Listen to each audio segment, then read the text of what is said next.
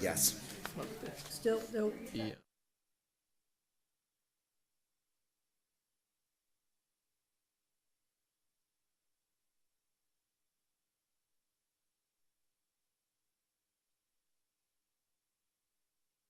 Good evening, everybody. Welcome to the Tuesday, January 16th, 2024 meeting of the Litchfield Planning Board. Would you all please stand for the Pledge of Allegiance? I pledge allegiance to the flag of the United States of America and to the republic for which it stands, one nation, under God, indivisible, with liberty and justice for all. All right, I'll do the roll call of members. Michael Croto, Chair. Sam Terrell, member. Kimberly Queen, Selectmen's Rep. All right, good evening, everybody. Kate Stevens and Jeremy Robidot are not here this evening. They sent me that they would not be coming tonight, so. Public input on non-agenda items not on the agenda for this evening. Is there any members of the public that wish to comment on non-agenda items this evening? Okay, seeing no one for non-agenda items, I'll move to the first order of business this evening. Talarico Street, formerly Morrill Street Extension. Application for consolidation of 3 lots into 1 lot and subdivision of 1 lot into 28 single-family residential lots.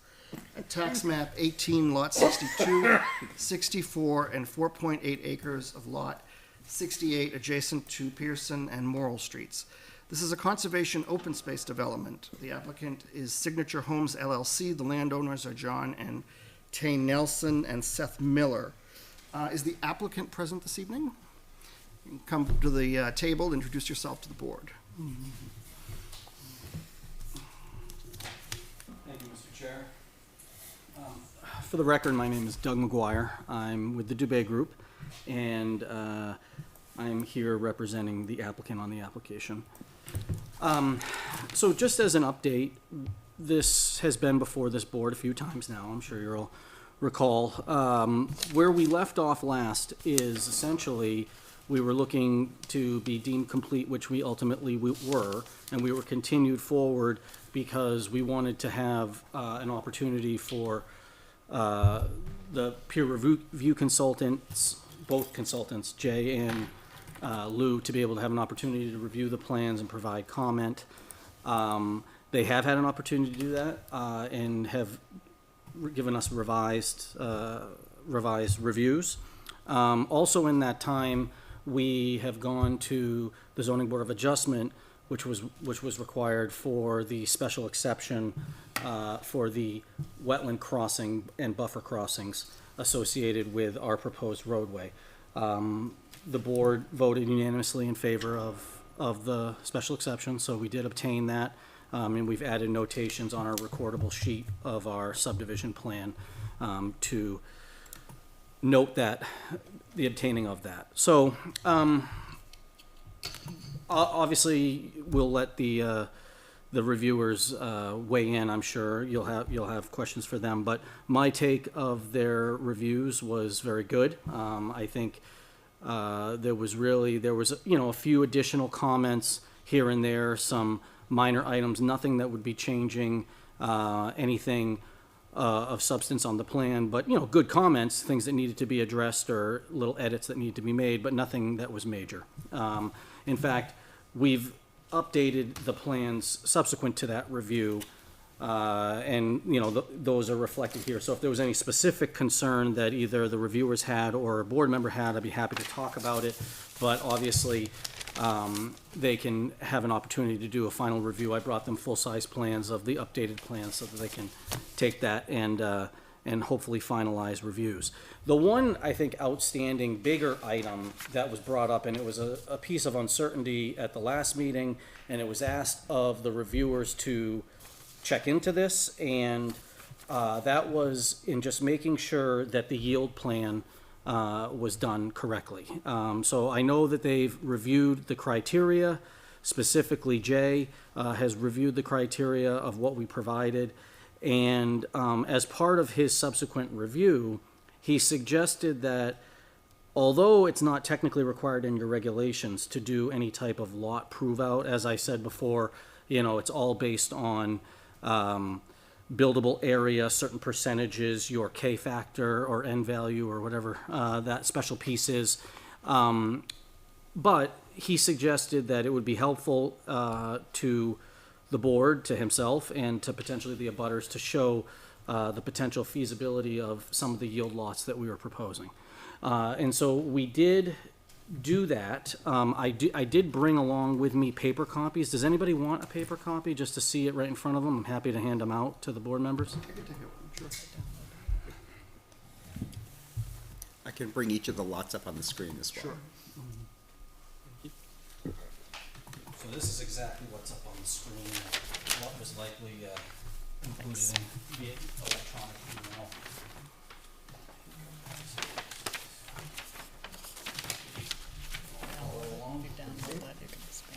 So, when Jay had done his review, he had talked about 5 lots that were, tighter, maybe based on grade or other factors. And so, what we did is, obviously the goal is not to have to fully engineer 2 full plans, because our intention is not to build the yield plan, but to build the plans that we've submitted and that you've already previously seen. But, it doesn't hurt to prove out some potential additional lots. And so those lots, as shown on the overview plan, you can see are the ones that have houses on them. Those were the ones. So it was Lot 8, Lot 10, Lot 17, Lot 28, and Lot 24. So what we did is we provided, and it's in the follow-up sheets of your set, we went through and did a cut sheet of every single one of those lots, just to kind of grade those out, show that, we could fit a viable building on there, show that they, they had yard space, they had room for their septic on the property. And so each one of those is proven out in the subsequent sheets that you have behind the 11 by 17 as 8.5 by 11. So, we have yield lot 8 coming in, showing that, you can get right into accessing the property with a driveway. You can fit a standard size home with a attached garage and, and have a septic area in the back. Lot 10, similar. And I think a lot of this has to do with the scale of the yield plan is a bit deceiving, because it's 150 scale, and so when areas start to pinch down, they do seem tight. But I think when you blow this up, which, we're at 40 scale now on these sheets, it starts to show that there is truly more good buildable area on these lots. And so, same idea, used the same with an attached garage, septic, and access coming in, showing that we're still maintaining our vegetated wetland buffers as required. Lot 17, that one had some bit of slope in it, and so I think that was why that was maybe a questioned one. We have a large upland area in the back behind the wetland, but in lieu of doing a long driveway, we just kind of showed that you could have a viable lot right up front, close to the road if you so chose. And so this one's working with a walkout basement, taking advantage of that, building it into the grade to have a walkout in the backyard. But, certainly a viable lot. 24 would require a minor wetland crossing impact for the driveway.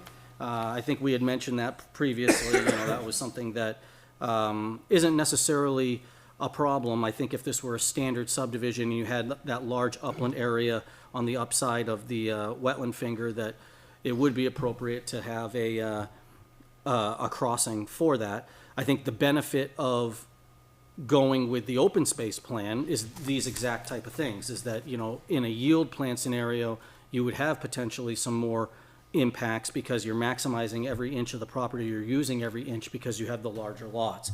In this case, so we would require a wetland crossing for this, but in the case of the open space development, it's not necessary. And so But I think it shows that it proves it out. It's a nice, very nice, large, probably one of the nicer ones out of all the ones that we did a lot prove out. As far as viability, you have a huge area of upland there. It sits in nice and flat and works well. The last one is the one that would have direct access off of Charles Bancroft. And that one, I just want to make sure that we're all on the same page because I was talking with Joan earlier and you know, she was interpreting my graphic maybe a little bit differently, so I just want to make sure that we're on the same page. Essentially, what we've always said is that, you know, this was a lot that had existing frontage. It's actually taking up the frontage of what used to be 2 lots because we had frontage on both the left and right side of that existing home that was there at the frontage. And so, although we labeled an area of upland of that large, humongous lot in the back there, that's not where we're proposing to put the house and is not required to where we put the house. And that was our whole point of how we did feel this was viable. I think if we had to have a 250-foot wetland crossing, that would be arguable of maybe not being as a viable lot. However, if you look at that last sheet, the sheet that's up on the board here, you can see that, you know, it's a very simple, easy crossing. We have a very small wetland finger. It's only about 5 feet wide. So it's really just a glorified drainage ditch in that area.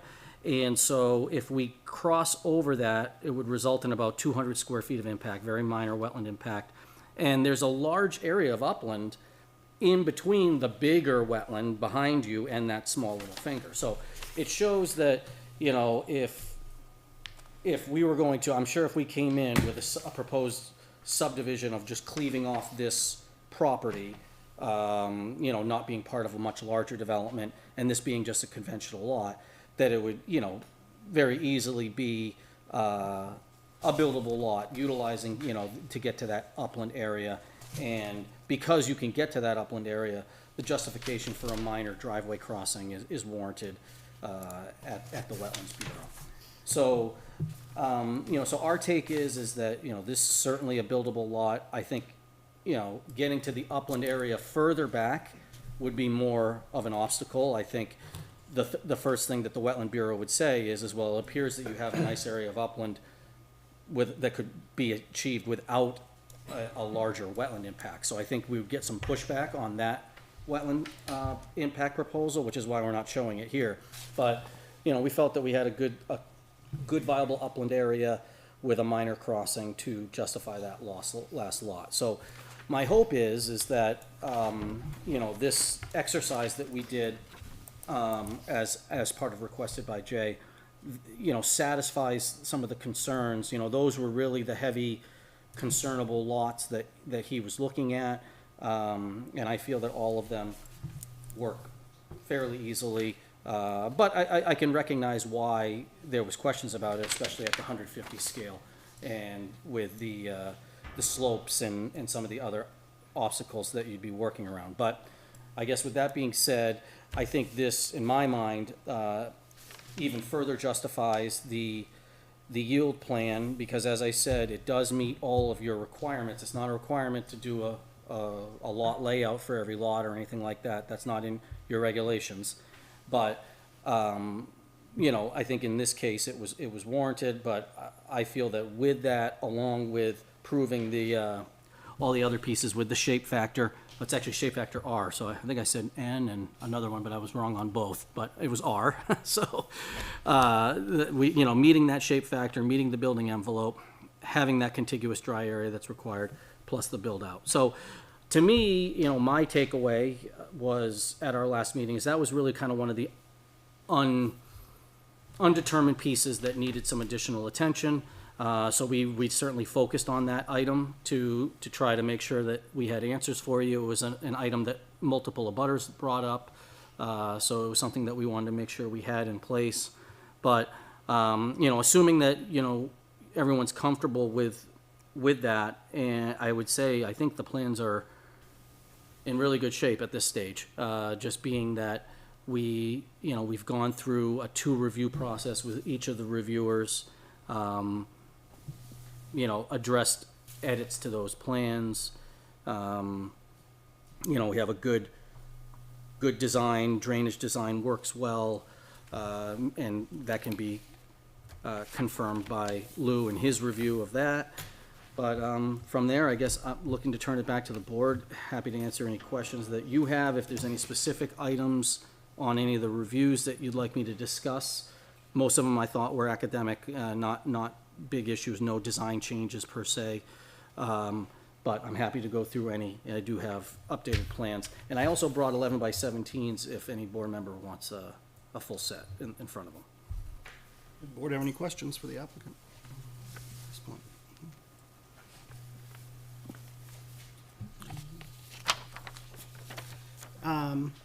Jay, I did read your report. Maybe you could provide us with some information that you found based on your the information that you provided to the board. I know there was things that you said were missing from the plan or not addressed. I just want to go over those. Yes, so I did have a chance to look at the response letter from the applicants. Based on the response letter, it appears that the issues have been addressed in the plan set, but we did just get these this afternoon, so I have not had a chance to go through the plan set yet. So I would say that, the issues that I flagged, including the yield plan, I think have been addressed satisfactorily. Of course, again, I'd like to have a chance to go through the plan. An issue that remains outstanding is how is the open space going to be managed? So is it going to be owned by the town? Is it going to be owned, by a homeowners association with a conservation easement? So I think that remains. Of course, again, we'd want to have a chance to review the plan set, and the easement documents would have to be reviewed. But otherwise, it appears that my concerns have been addressed. And Mr. Chair, on that note, and thank you for bringing that up, Jay, as far as the easement documentation that's required, how we want to handle the open space, I did write in my letter response that I wanted to ask the board about that and get feedback from the board, because as I've stated previously, the applicant is open to whatever. I know that we haven't done a ton of open space subdivisions in town. If there was preferences from the Conservation Commission or from board members as to how that would be done, in my experience in other towns, what I typically see is if the town is not interested in owning the land in fee, it would be a non-buildable lot. So obviously not a big deal to own in fee, but some towns just are opposed to having other additional land on their books. If they did not want to do that, then a homeowners association could be created that every homeowner would have a percentage interest in that unbuildable land. It doesn't change the restrictions and the protections that has, because no matter what, there would be a conservation easement restricting over it and deed restrictions to that effect. So it's really just a matter of, and the applicant did bring his attorney, Andrew Sullivan. He is here to speak to those items, like if the board wanted additional thoughts or feedback, but he would be the one that would be writing those documents up. So, he's happy to write it up however the board would like. So we were looking for a little direction on that. No issue with providing those items. There's a handful of easements that need to be in place that Jay also mentioned, which I've already flagged with the attorney, and he is going to write those up. We probably just want a little clarification on those. For example, one of them would be the pond system area. We have a drainage area that I think you're all aware of that goes out behind a few of the houses. It was asked that area not be included within the open space, so we modified our plan layout to actually have it be on one lot of one of the single-family houses.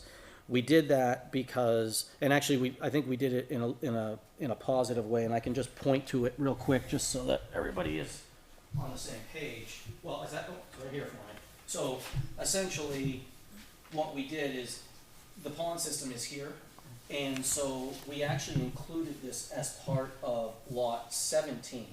And we did that intentionally because we thought, having it go straight back and bisect through, that would be confusing. And also, this will be a solid bounded line with boundary markers and everything in it, so that these people will be directly aware of what they own and what they don't. Whereas this person with their house here, it's much less likely that there'd be any infringement on the drainage area. So we did have a little bit of thought as to how we laid that out to do that. But there's a full protected easement over that, and the question would be, I believe that would be a benefit to the town, to benefit for the town, the easement meaning, because it is where all the public roadway drainage would ultimately drain to.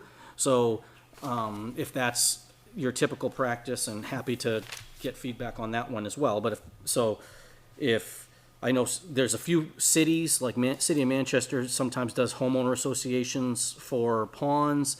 That's not typical in my experience, but I just didn't know what you guys wanted to see. So again, we're willing to write it up either way. He's here, Andrew's here to take notes and of however we want to do it. Doug, I have a question. Is there an easement down the lot line to get to that drainage area?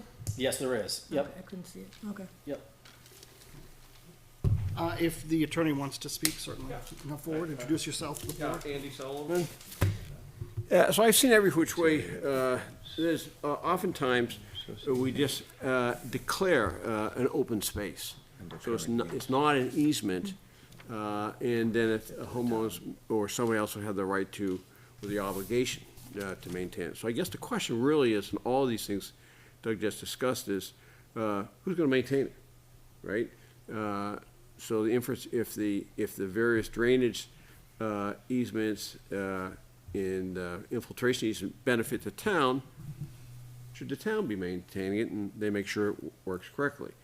And the open space, if all there is a trail that we really don't, people want to use it, they can use it, but no one's going to be out there with a lawnmower, mowing it every season to make sure it's flat. Really not much to do. So we would rather try to avoid homeowners association if all it is window dressing. So then the question becomes, is it a conservation easement you want? That would be, grantee would be DES through your conservation commission, or is it just open space for whoever wants to use it? If it was open space, we could just do a declaration of open space. Have you talked to the Conservation Commission? Have you met with them at all to discuss Well, we've alternatives? We have gone back and, obviously we've met with them a couple times. They were on the site walk. We did present because of the need for the special exceptions, so we had a presentation there. I don't think we got any specific items, Joan, on No, we how that is, but I mean, we're happy to take input on that, and Maybe it's having more of a conversation, and just seeing what can be done. I think conservation may have an interest. I mean, they may. And certainly, that would benefit the town. So that's something to consider. I would like to see it for conservation purposes. I mean, personally, and I think a lot of people in town would like to keep it in conservation. With the conservation easement. What about the fish and game easement? Were they interested in, where was their easement going to be? so Fish and Game, they don't care who holds it. They're more concerned about the language of the declaration and how it's protected. Right. So that's what they weigh in on. And so we haven't submitted that to them yet because we wanted to get a final go. And, I think if this is something that, we're not trying to pass the buck here. If you want us to come forward with something that we've done a very standard practice and present a solution to you, something that we feel that Fish and Game would be in favor of and would have to sign off on, something that Conservation Commission could review and sign off on. We're not opposed to doing that. And so it was more of a, hey, if you have a, no, we want a very specific way, then obviously we don't want to waste our time. But if you don't have a specific way, I think between Andy and I, we've done enough of these that we would, be able to come forward with language that then could be reviewed, and it could say, like, a lot of times Fish and Game doesn't like to see heavy motorized vehicles and everything because there's potential for pollution, and so like they try to say, hey, have that as a restriction in there. So they'll go through it and they'll be trying to flag things like that, like looking for, we don't want motorized vehicles, or to say, like, sometimes I think, and this isn't the case here, but sometimes it would be like a developer would be looking to reserve areas of the open space to be able to use for, say, future septic design areas or something like that. And, they flag things like that and say, we really don't want to see that. That won't be an issue here because we have plenty of room on our lots, but it'll say that this is to remain in its unaltered state, no tree clearing besides, clearing of dead and diseased trees and stuff like that. So there'll be all those type of things in there. And so if that's the pleasure of the board, to have us put forth something that we can submit to you, we're happy to do it that way. Does anybody have any questions for the applicant concerning this? I do. My understanding when we did the last open space, there were limited options.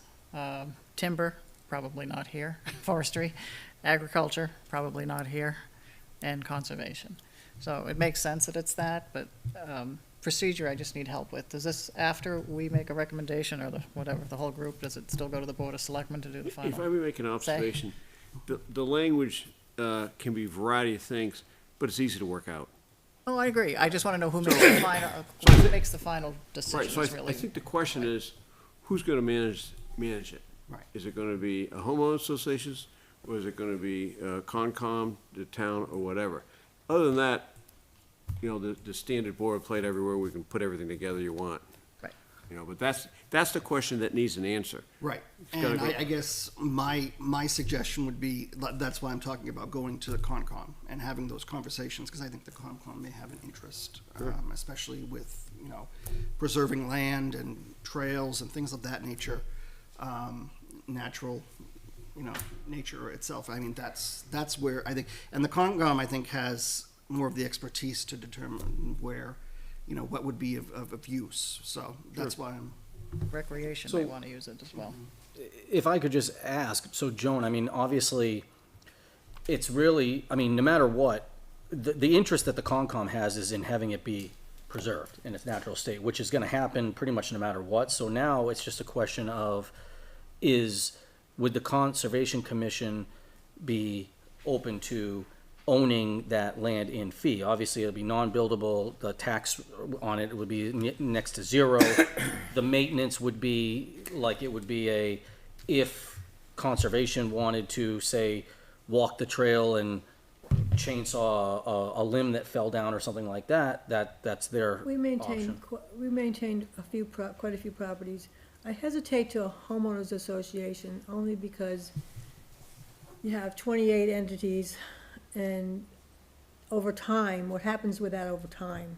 Does it dissolve, does it kind of fall apart? Yeah. Yeah, I think it's gonna be an easement. I don't think it's gonna be Yeah, easement. can't be a fee, because that would displace the ratio for the open space and blah, blah, blah, all of a sudden it's gone.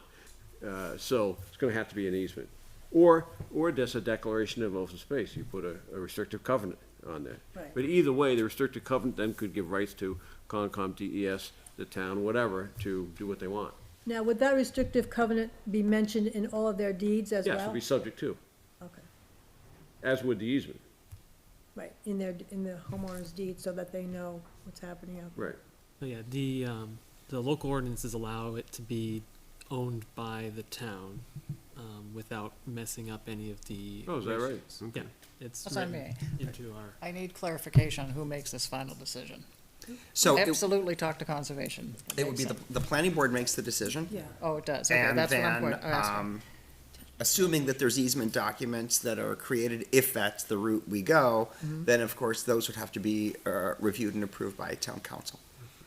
How'd you guys do the last conservation easement you did? It was owned, the homeowners retained ownership, and they granted a conservation easement to the town. There you go. Thought it was agriculture. So there was a conservation easement that was granted to the town over part of the land. Part of the land, agriculture was allowed. On the 3A. Yeah, Yeah, yeah. that's probably the easiest course. Right. Yeah, the town as a whole, yeah, the town doesn't have a lot of homeowners associations. Some of the newer developments do, but none of the old ones have homeowners associations when they're single-family homes. So, it would be more in line with the rest of the town to have, like the town own the conservation area, which probably gives a little more control to the Conservation Commission, but obviously it would be better. An easement would give control too. And then there's the question of the ownership or the So we'd have to go maintenance. through a subdivision and stuff if we're carving out a piece of land, right? So. Well, you could essentially, have- though, We don't wanna do that. It's already its own lot. yeah, it It's will already be a its own lot. It's not, okay. So I mean, it could be. That's why I was saying the fee thing, only because I've done that in the past. I mean, it's just because it's a non-buildable lot, no matter what. So it's just it has a physical boundary. It would have a deed, and so it would be a restrict. So it really doesn't matter, it's whatever the town wants Yeah. it. So I mean, Next conservation meeting is February 1st. Do you want to attend that, or do you want to put something together and to bring to that meeting, February 1st? yeah. I mean, we would. Well, we can, I mean, I think we need to know what direction, putting the cart before the horse. We'd like to get it all wrapped up by then. Maybe can we talk to the Conservation Commissioner or something, get a little direction there?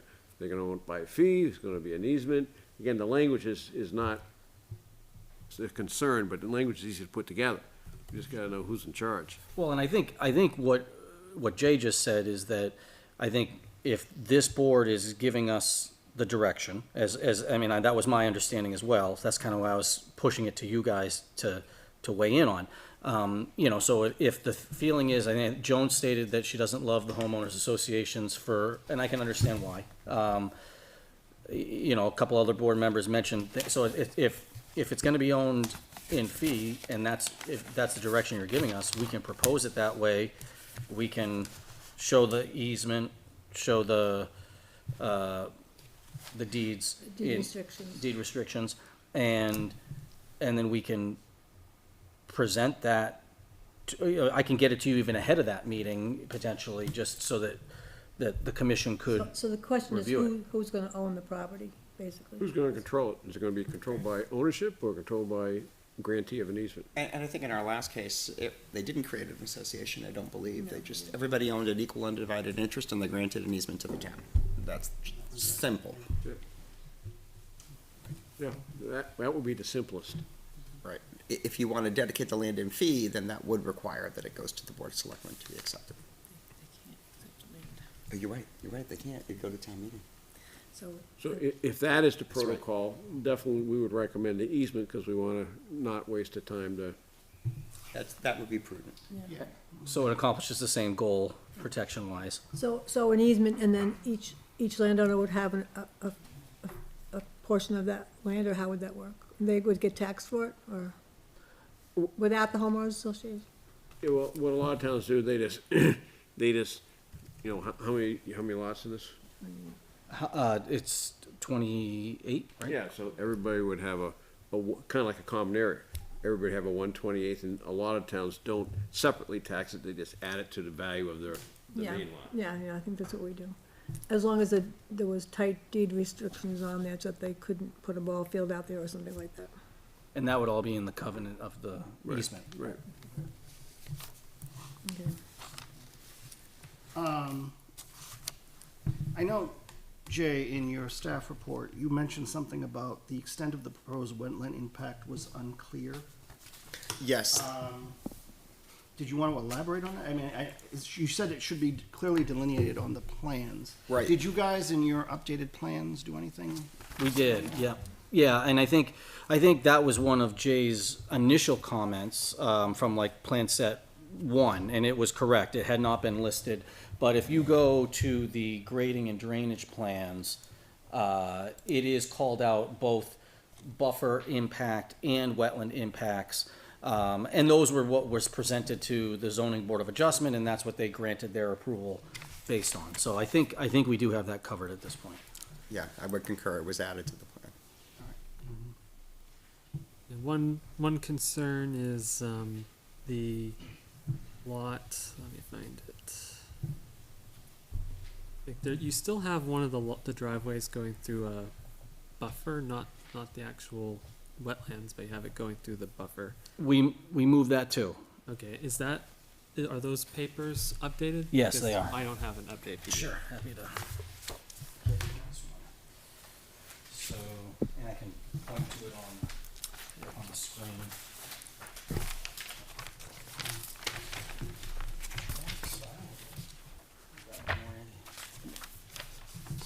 No. So, yeah, the zoning board of adjustment, when they were looking at the impact areas, we had, as you exactly just stated, we had the driveway of lot number, bear with me for a second. 21. Yes, of 21, was going through the buffer area. Now, our take on that was, well, we're impacting that buffer for the roadway anyway, so it wasn't, as much of an issue.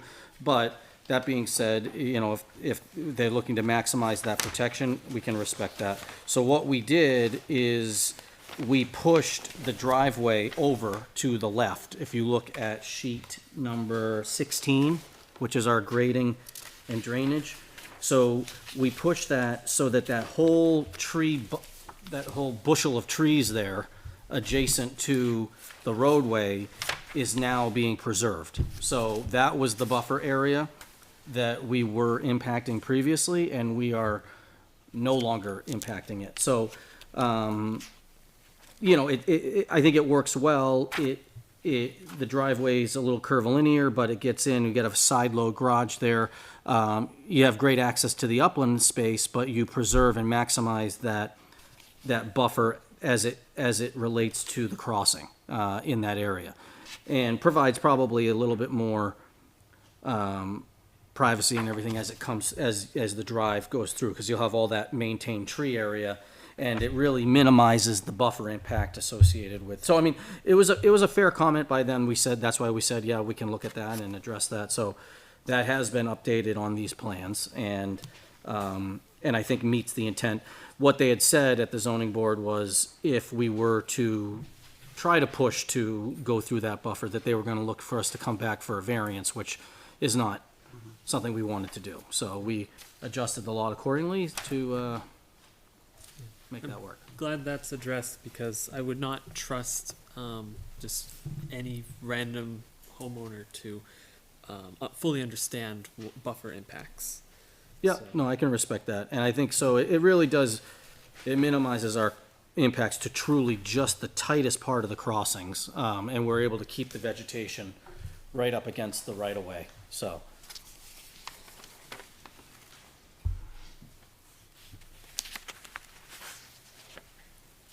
Anybody else have any questions?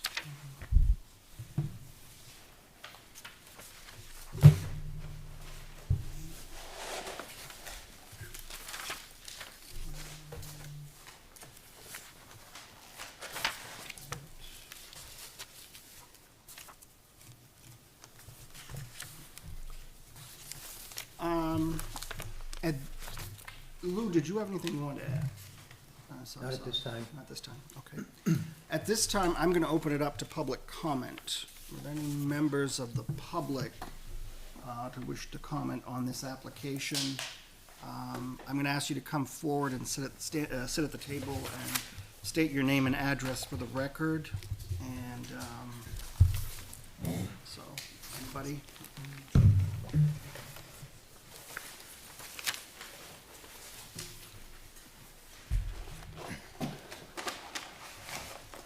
George Lavash, 13 Pearson Street. I've got a few issues that I'd like to go over.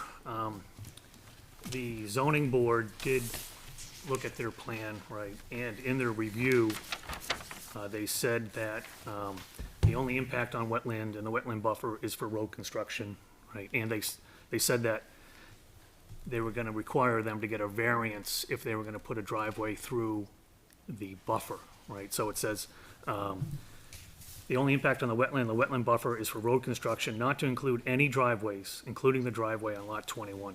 The ZBA is opposed to the location of the driveway on lot 21, and if the application seeks to have the driveway for the proposed lot 21 impact the wetland buffer, then a variance will be necessary, okay? So if they impact the wetland buffer, this is not crossing wetlands, this is if they impact the buffer, they will require a variance from the ZBA.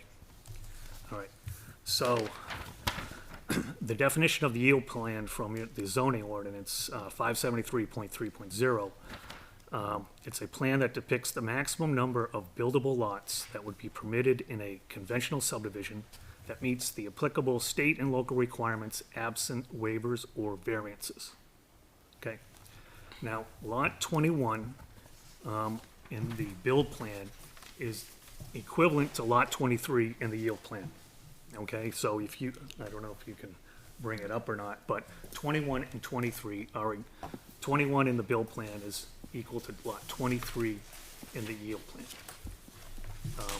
You can see that, you know, on the yield plan, you would have to cross the buffers there in order to get, put essentially a driveway, get access to that lot.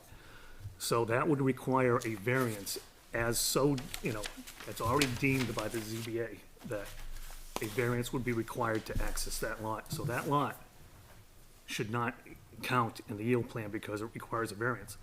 Right next to it, lot 24, you know, he said there'd be a mild impact. We could just put a driveway over there. We can get access to the uplands. It's really nice. He would have to put two 36-inch culverts, just like you have for the road, in order to put that driveway in. That's obviously gonna be a zoning board variance, okay? They said no driveway over the buffer. They're putting a driveway over the stream. I think this is pretty cut and dried. Same with lot number 28.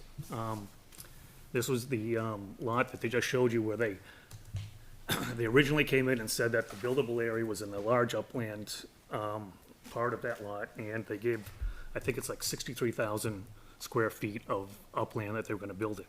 When asked for the septic system on there, they moved the lot, the buildable area to the front, but there still is wetland impact, and there's obviously 50-foot buffer impact.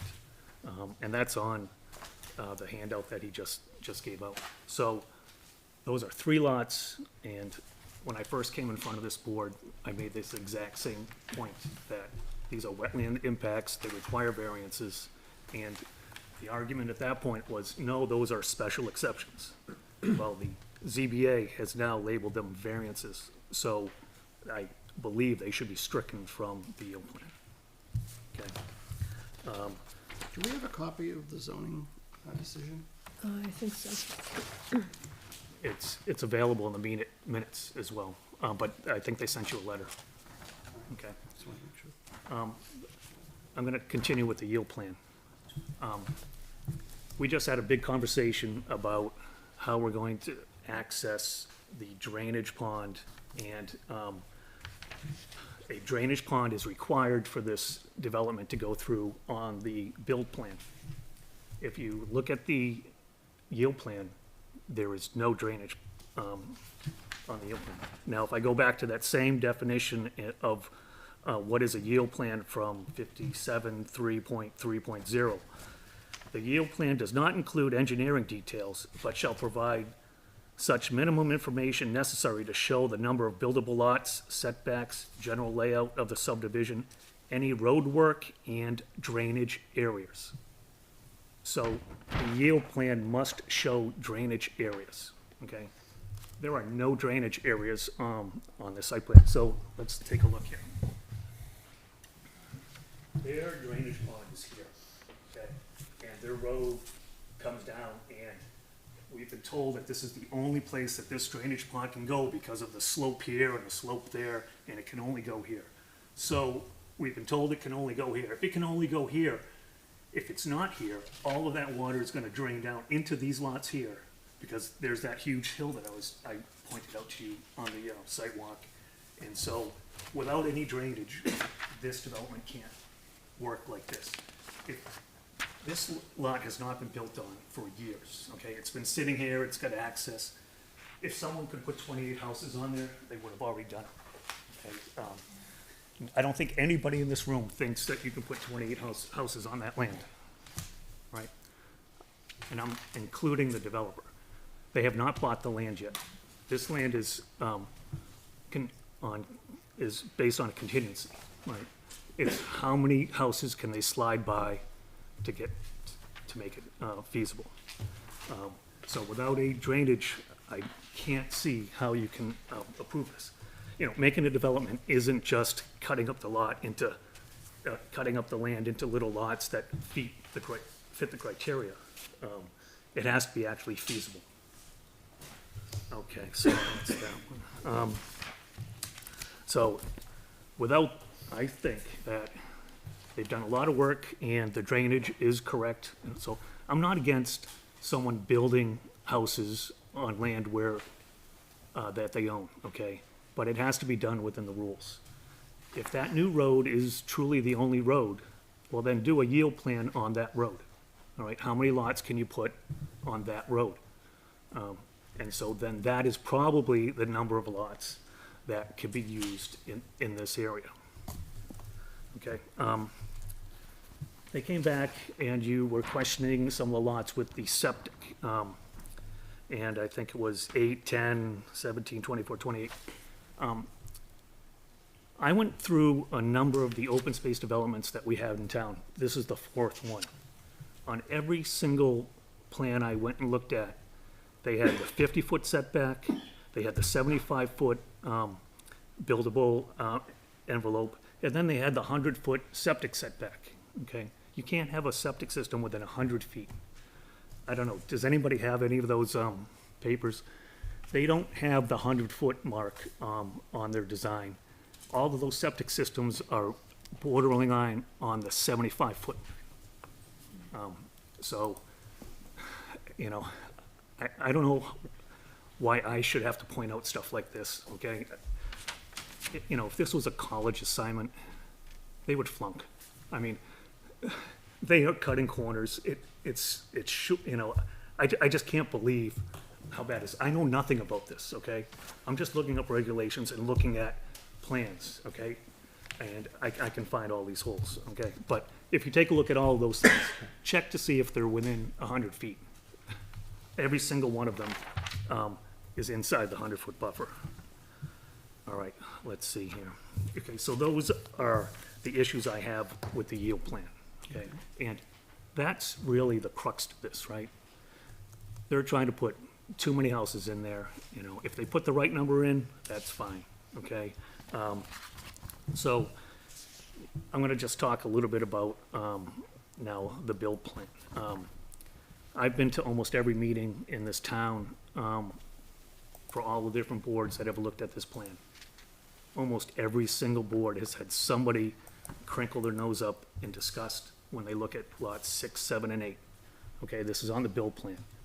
The wetlands are so close to the lots in there that there is no room for expansion. So if we go to, this is ordinance 575.4.3 for the review process. Identify lot lines. Lot lines for each house, site, or group, or homes on a common lot shall be identified. The placement of the lot line shall give consideration to those areas identified in step 1, conform to the natural features of the landscape to the greatest extent possible, follow stone walls, lines of boundaries, trees, and streams. The delineation of lots shall also consider the privacy provided for individual homeowners and the opportunity for future owners to reasonably expand the structures on the lot.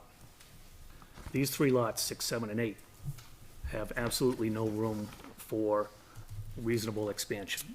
You can barely put a outbuilding on there, a shed. Now, conservation is gonna have to go out, or maybe we're gonna make the builder go out and put a notice every 100 feet inside that 50-foot buffer that they can't disturb that 50-foot buffer. So they won't be able to put grass clippings out there, or, disturb that at all. So, we heard from the developer saying, well, the kind of people who buy this lot, these houses, aren't gonna look to expand. I mean, that was an actual quote that they said. I was once a first-time home buyer, and Litchfield was the only place where I could afford to buy. Well, I was able to expand my house, put a garage, an exterior garage, and now made my whole house a little bit bigger, and I'm still here, But I thought I'd be out in 3 years, and I'm still here 32 years later. So I don't think those lots are expandable, and that's explicitly spelt out in our regulations, and I think it should be looked at. One other thing I have now is there was an ask by Mr. Charbonneau to add a right-of-way off the end of the cul-de-sac. Okay, so this is in the build plan, you can see it here. So the road comes down, and there used to be just a circle, and Charbonneau, I don't know how to pronounce it, asked for this right-of-way. This here is Seth Miller. He sold some land, or maybe it was Heidi, his mother sold it to him. So there's 12 acres here now that Charbonneau owns, and he said, well, maybe my kids might like to develop it someday, okay? I've already spoke to you guys a couple weeks ago saying that this cul-de-sac is larger than any cul-de-sac in most of the surrounding towns by law. And it's gonna have potentially 28 houses. There's 12 acres right here. That means that Charbonneau could now put another 12 houses possibly off of this. And so instead of having 28 houses dumping onto Pearson as its only access, we could have 40 houses dumping onto Pearson. I don't think we should allow that right of way. If Charbonneau wants to work on that land, he could maybe put a road out to 3A, but, I'm sure they don't want, 12 houses driving past them. Well, I don't want to have now 40 driving by me. So I do have just one little point of reference. So I did some research this week because, I'm new to this and I don't know, what open space developments look like. And we have 3 of them in town. Okay, I'm sorry if I'm going on too long here. No? Okay. So we have 3 other open space developments in town. Weatherstone has 33 lots, Hamel has 12, Firefly has 14, and this one will have 28. It's actually only gonna have 27, because I'm pretty sure the big 5-acre lot, you can see how it faces the Seth Miller's land. I think there probably was a land swap done, so Seth Miller's now listed on, he owned this piece of property here, and so I think this is probably gonna go there, so I'm really counting this when I did my calculations on 27 lots, okay? Of 27 possible houses. I thought this was, so I went and looked at all of the acreage for all the individual lots for these different things. It's quite surprising. Weatherstone, the average lot size is 1 acre. Hamel is, so these are all open space developments where they can build half-acre lots, okay? Hamel is 0.91, Firefly is 1.07, and now the Telerico will be 0.85. Okay, this is average lot size. What gets interesting, though, is what are the number of lots that are less than 3/4 of an acre in these different. So I drove through all of these developments, and they don't look like half-acre lots. Well, that's because they're not half-acre lots. Hamel only, so Weatherstone has no lots less than 3/4. Hamel has 2 lots that are less than 3/4. This development now will have 16 lots that are less than 3/4 of an acre. Okay? So if you do it statistically, Hamel has like 17% of their lots are less than 3/4. This will have 60% of the lots less than 3/4. And Weatherstone and Firefly. Firefly is our latest one, our most recent one. They have no lots that are less than 3/4 of an acre. All right, so they do these open space developments so that they can get a bunch of buildable land, but they didn't abuse it. okay? And they kept close to the character. These half-acre lots, I know they're allowed, okay, but they do change the makeup. These people are gonna be right on top of each other, and it's not consistent to what Litchfield is, and it's not even consistent to what the other, people have been doing. So, those are just some numbers. I know we have other, open space developments, but this is by far the most crammed in one. And the reason why I think it's so crammed in is because I believe that the yield plan is incorrect, okay? If the yield plan had 20 houses, these numbers would go down, right? And I wouldn't be complaining about lot sizes or whatnot. And that's just a random arbitrary number, but I just don't think it's correct. And that's about all I have, okay? Okay, thank you very much. Yep, thank you. For your input. Anybody else wish to speak this evening? Yes, come forward. Mr. Brennan. I was just about to snowplow my driveway when I plugged in my headsets, and this came on and it started talking about conservation, so I'm a little bit upset that I had to run over the snow in my driveway. Now it's gonna be packed down until March, so that's another side issue, but. Two quick things in regards to the ownership of the property of the easement. As part of the Conservation Commission, I think that should just come to us so that we can discuss it. We haven't discussed that in that capacity at the Conservation Commission. We only really discussed the wetlands and the wetlands impact. So I think it would be prudent to go back to the Conservation Commission so we can discuss ownership versus easement. That'd be number one. And then number two would be related to access to that property in the back.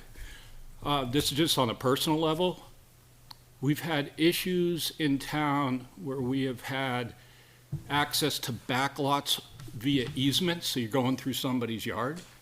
So if it's the case where we have ownership of it, we need to make sure we have clear access back there. So we're not tromping across somebody's lawn or anything like that.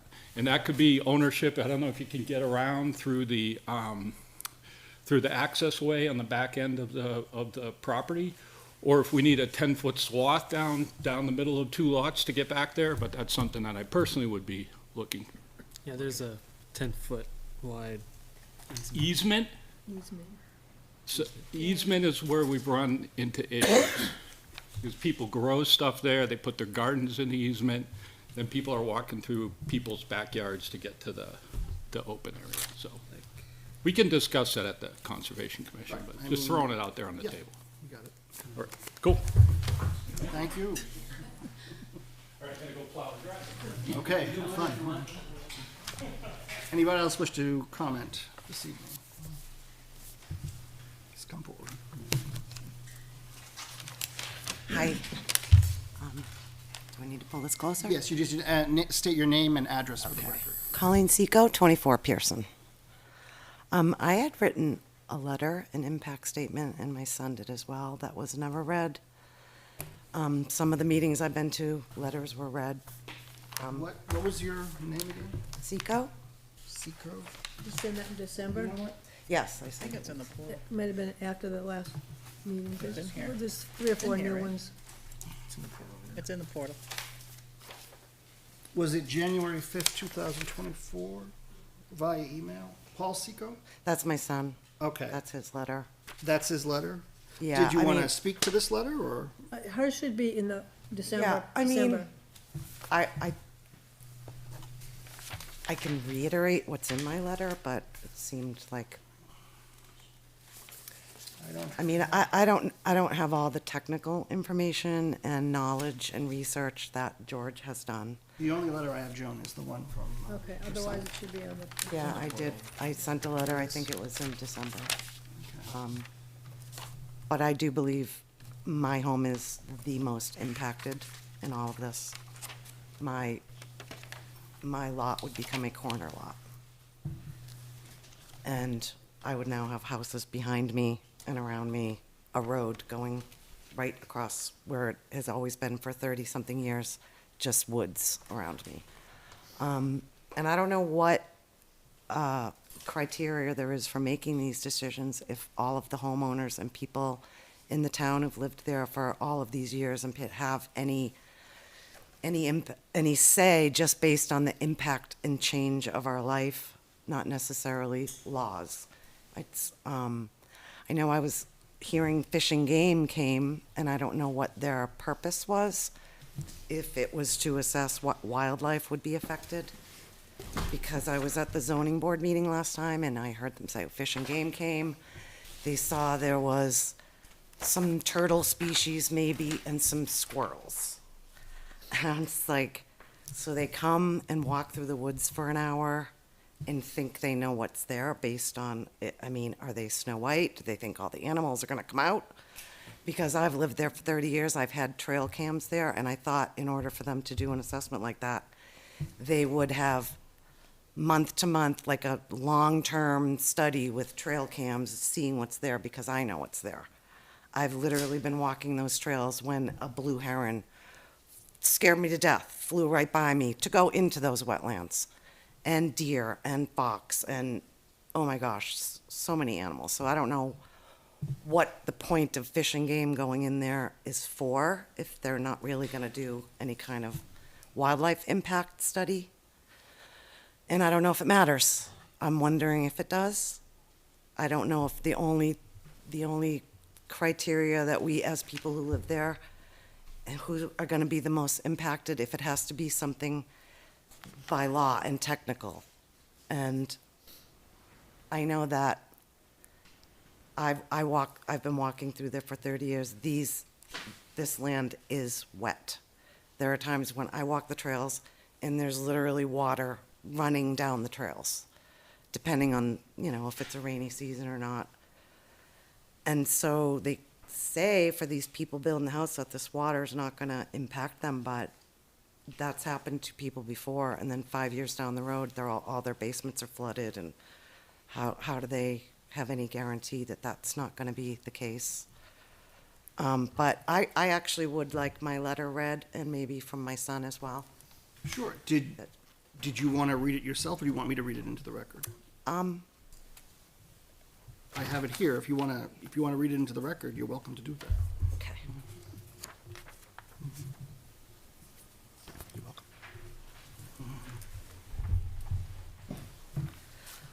Oh, I don't have reading glasses, so I'll do my best. I said, I am writing to share the impact of the proposed Morrill Street extension would have on our lives at 24 Pearson Street, as well as for most of us on our street. When we moved here over 30 years ago, the forest land behind us was extremely dense and thick, and we had to bushwhack to get through and find and walk logging trails. In the years since, the undergrowth has died off. It has become an old growth, open, magnificent woodland. We walk the trails with our children and now our grandchildren, and of course our dogs all these years. It seems like miles of well-established trails, little wooden bridges going over clear streams. It's a wonderland to walk through in every season. It is teeming with an abundance of wildlife, and we have captured it on trail cam. Fishers, raccoons, foxes, turkeys, squirrels, deer, to name a few. And in the last few years, we have had barred owls nesting right behind us, along with the dozens of other bird species that we enjoy at our feeder. Our view of this feeder is directly out our living room, which with this development will be turned into a view of a road and headlights, or at best, a fence. The developer has agreed to put up this fence, which I very much appreciate, as that is an expense we would not have anticipated and would be crucial. While I am grateful for that, it is cold comfort. It would change the way our home feels. Having this forest demolished is unthinkable to us. It is only part of what we consider would be a life-altering change to our lives. Our quiet private lot will become a wide-open, noisy corner lot. I can't convey with words how upsetting the prospect is. The forest will be decimated, and whatever parts of it are left will no longer be able to access, as we will become landlocked by a road and houses behind us. We will then have to endure what will be 2 or so years of constant construction process, which will mean large trucks going back and forth, creating noise and dust and sounds of construction all day. The birds and the wildlife will move away. The 50-foot buffer zone will do little to alleviate the noise. The only analogy I can use is if you picture that for 30 years you lived overlooking a lake and used it for fishing and swimming, and then someone constructed a huge building in front of you, blocking your view and access to that lake. That's how I feel, and the thought has caused us to lose sleep and even consider selling, as the proposed changes seem too drastic to become accustomed to. I understand this land does not belong to our neighborhood in the legal sense, but most of us were told that it was conservation land when we moved here, and that would never be built on. Many residents participated in the site walk a couple weeks ago, and I can tell you that most people do not want this to happen. And I wondered if the input and opinions of the people who live here and paid taxes for decades will count for anything. It should count for more than the potential new residents that will purchase these homes. While I have nothing personal against this company who wants to develop it, I am asking that its impact on the current residents and the wildlife be paramount in the approval process. If approval seems imminent, I personally would like to request that since we will be the most impacted, that the possibility of eliminating Lot 1 from the project could be considered, as it could mitigate somewhat our understandable distress and allow us and others access through and around the development into the forest and considerably cut down on the intrusion into our lives. Thank you. Thank you. Thank you. Anybody else wish to public comment? And is there anybody who submitted letters to the planning board that wants to read them, or I'm not sure, I have a couple. I'm gonna read them if no one else, the people aren't here, but I just wanted to know. I'm sorry, go ahead, you Nope, introduce that's yourself. fine. Wendy Durham, we're at 16 Pearson, so we'll abut all the half-acre lots. It'll be right along the first part of the road there. One thing with the 50-foot buffer zone, like, who's gonna enforce that?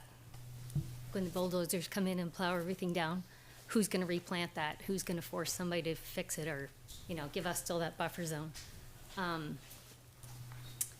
The easement or the right-of-way at the end, like George said, that's just gonna open it up for more development, more traffic. People speed down our road as it is, because it's such a straightaway, it gets a speed strip. And so that's just gonna open up more traffic, more people speeding, and everything else that we have to deal with already as it is. I just have one other question, is, how long after the meeting's over can you make comments and stuff? My husband's watching, he's some other place, he couldn't be here tonight. Okay. So typically, we usually, in some cases, we will keep public comment open. Okay. So if you wanted to submit something in the future, you could do that. Okay, and he submitted a letter, well, from us, in December, Kevin Okay. Durham. Did we read it, do you know? or- I'm not sure if it got read or not. What was but I his just- name? Kevin Durham, 16 Pearson. Those are not the ones I see here. It's possible I can't be for sure, I'd have to go back and Yeah, no, and that's see fine. what We just the, want to make sure that people are seeing the letters that we're sending in with our concerns and questions and stuff like that. Quite a few of them were read at the Yeah, first Yeah. December meeting. and that, like she said, everything's taken into account for that when you guys are thinking about approving this development. Thank you. Okay, thank you. Anybody else wish to speak? Yes, come forward. Here's a Durham letter. Okay. Can you state your name and address for the record, please? Yes, Tom Sisson, 14 Pearson, neighbors of the Durhams. Wanted to just reiterate a couple of things that have already been said, but I didn't know that there were 3 other open development houses or units, but I did know of 2 of them, and I believe both of those empty out onto major roads like Hillcrest and I think Page Road.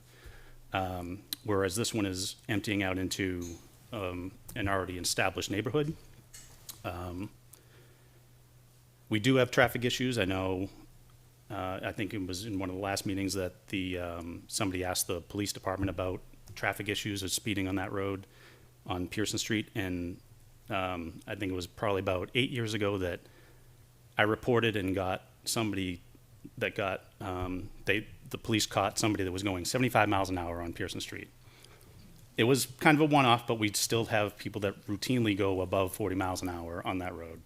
Like Wendy said, it's kind of a straight road. There's no stop signs between Albuquerque and Century, so we routinely get a lot of cars that go excessive speeds. I don't want to be a snitch. I had to in that one instance because the speed was very excessive, and not 5 minutes later a school bus had gone by. So I felt like if something happened to any of the kids that were on that road, that live on that road, that I would feel bad that I didn't bring it up. So I know the police have been asked about traffic issues on that road, and I still feel like there is a speeding issue on that road. I just don't routinely report it. I also want to reiterate what Mr. Lavash said about the right-of-way to the Charbonneau land. That we have, these are 28 proposed houses going on here, and if that right-of-way is left there, that it could mean an additional number of houses in the future. And then the easement above, to access the open space above Lot 14, how big of a easement did you say that was? I think. For the drainage? No, there's an easement between, I think, 17 and 16, but there's up above 14 that abuts Charbonneau. That's really our only access to get to that. 50 feet. 50 feet? Right, that's the only access that we have to get to that open space on our side. I realize that there is frontage on Charles Bancroft Highway to get into that open space, but it doesn't seem like it's that much of an open space to get access to. I would like to see a little bit more of an easement made.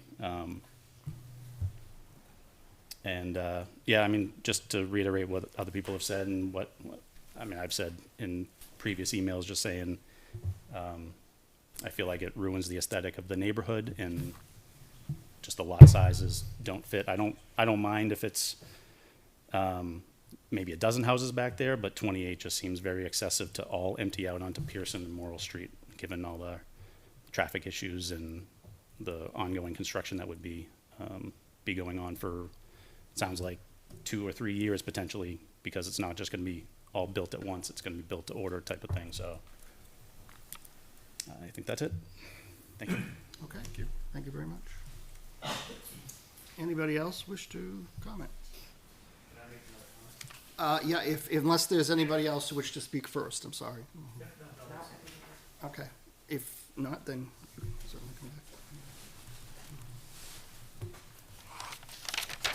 So the test pit data came in kind of late, and I think it's been noted that they're missing test pits for a number of the lots.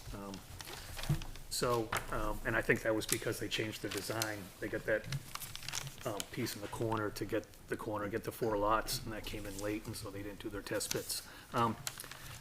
After looking at the test pit data and the road elevations and the pipes that are going to be used for the drainage, I noticed that the pipes are going to be, we have, like in test pit 1 on lot number 5, seasonal high water is 2 feet, 24 inches. And at the time that they did the test, it was at 3 feet. And I think I sent this sheet to you guys. But this drainage pipe is going to be like 3.5 feet below the current water level that was there. It could be in the water column. So this drainage pipe that's underneath the road, I was thinking, and it's pitched down to that drainage pond. What happens if there gets a hole in that pipe? Does that then drain the water table down to the level of the pipe? So if the pipe's at 3.5 feet underneath, so I don't know. I'm not in construction. All right, I don't know if this is a current thing, but when they go to put these pipes in, they're going to be putting pipes below or in the water column. And especially when they do the water crossing, the pipe is like 12 feet below the culvert, or it's actually 12 feet below the surface of the road, but it's below the culvert. So they probably know how to do, they make coffer dams or whatever, but they're gonna be putting these pipes inside or just below the water surface. I don't know if that's a standard thing or not, I just thought I'd bring it up. And, when we did the site walk, how many of you guys were on the site walk? Three, okay. How many of you guys saw where the drainage pond is? One. Did you actually go and look at the drainage pond? Not up close. We looked at it from the top of the hill there. Yeah. Okay, so I tried to get us all to go over to the drainage pond, and we were kind of discouraged by the builder to go look at the drainage pond. He said that they were waiting for samples. It was just one of multiple locations that the drainage pond could be, and it would be a waste of our time in order to go over there and look at it. This was in November. I don't think there were any any soil samples that were gonna be taken. That just kind of gave me, a bad taste in my mouth when we were out there on a fact-finding mission to look at things, and we were, discouraged from actually taking a look at where a major portion of this design is going to be. So I just thought I would bring that up. Thank you. Anybody else? I do have a couple of letters that I do have to read into the record for some of the folks that aren't here this evening. There were some comments that were brought in by email and some written comments as well. So, Kevin and Wendy Durham, 16 Pearson Street, Litchfield, New Hampshire. Dear Planning Board, we hope this letter finds you well. We are writing as concerned residents of our community to express our apprehensions regarding the proposed Morrill Street Extension development project in our area. While we understand the need for progress and growth, we believe it is imperative that we carefully consider the potential impacts on our environment, residents, and the overall quality of life in our town. The proposal as it stands raises several significant concerns, and we would like to outline these concerns and offer some recommendations for consideration. Traffic speeds and cut-through traffic increase. During construction phases, we are concerned about the substantial increase in traffic and the safety risks that poses. To mitigate these risks, we propose that a police presence be stationed at the entrance to the construction site to enforce speed limits and direct traffic when needed. Furthermore, we believe it is essential that the developer be held accountable for any damages or harm caused by construction-related traffic incidents. Post-construction, we anticipate the increased traffic generated by the 28 new houses will persist, potentially leading to safety issues. To address this, we recommend that the developer be responsible for repaving the roads used during construction and installing speed bumps to ensure that safe speeds are maintained. Additionally, the town should consider the possibility of reducing speed limits on roads such as Pearson and Morrill to enhance safety for all residents. Ecosystem, biodiversity, flood protection, and water infiltration. Our town is blessed with diverse wildlife and essential wetlands, both of which the proposed development may threaten. Preserving biodiversity and protecting against flooding should be paramount. We urge the town to ensure that any development plans prioritize the protection of existing biodiversity and adequately compensate for any unavoidable loss. Moreover, the potential disruption of wetlands and waterways must be carefully assessed to prevent increased water infiltration to homes along Pearson Street. There is a current water infiltration issue for houses on Pearson Street, especially where culverts and creeks cross under the road. Development of the wetlands behind these houses will increase the risk of additional water infiltration and could compromise existing septic fields and systems. To address this concern, we suggest that the developer be held accountable for house repairs, septic system fixes, and land reshaping to mitigate any increased water infiltration resulting from the development. Noise, dirt, dust, and debris. The introduction of construction activities invariably leads to noise, dirt, dust, and debris, which can disrupt our quiet and clean neighborhoods. Our streets are clean and quiet. We do not need trails of mud or excessive levels of noise. Our houses do not need the extra layers of dust. Our handling equipment does not need to compensate if proper dust abatement is not followed. Looking at other projects under development by this builder, this is a large concern. To maintain our quality of life, we recommend regular monitoring and strict enforcement of laws to minimize these inconveniences. Buffer zone and dwelling placement. While the idea of a 50-foot buffer zone between existing properties and the new lots is commendable, there are concerns about its long-term enforceability. To ensure the buffer's preservation, we would recommend the 50-foot buffer become a right-of-way to the subdivision and part of the conservatory land versus a deeded part of each lot. If a right-of-way is not adopted, then a bylaw should be put in place that states if the land is cleared, then the landowner will replant the area with mature trees. In addition to this, the town should mandate house placement should be the minimal amount according to the building code setback. Lastly, the septic system should be placed in the backyard versus the front, giving the residents larger backyards, which would further protect the 50-foot buffer. Lost my page. Maybe that was it. I guess that's all on that one. Unless it's on the back. I'm sorry. I was like worried. I knew there was more. Developer motivation and neighborhood impact. The motivation of the developer builder is to gain access to the land to build the dwellings with little concern to town needs, existing residents, wildlife, or biodiversity. In addition to the lack of concern given to these, in a recent meeting, it was apparent that the size, quality, sale price, and look of the new dwellings had no bearing on the submission. The development, not done on time, in a visually appealing manner and sized correctly, could drastically affect values of surrounding neighborhoods. Furthermore, there was no clear indication how long residents will be impacted by the noise, dust, and traffic of the development. The motivations of the development and the potential impact on property values in our community are essential considerations. We would appreciate clarity on these matters and a clear indication of how long current residents will be affected by this development.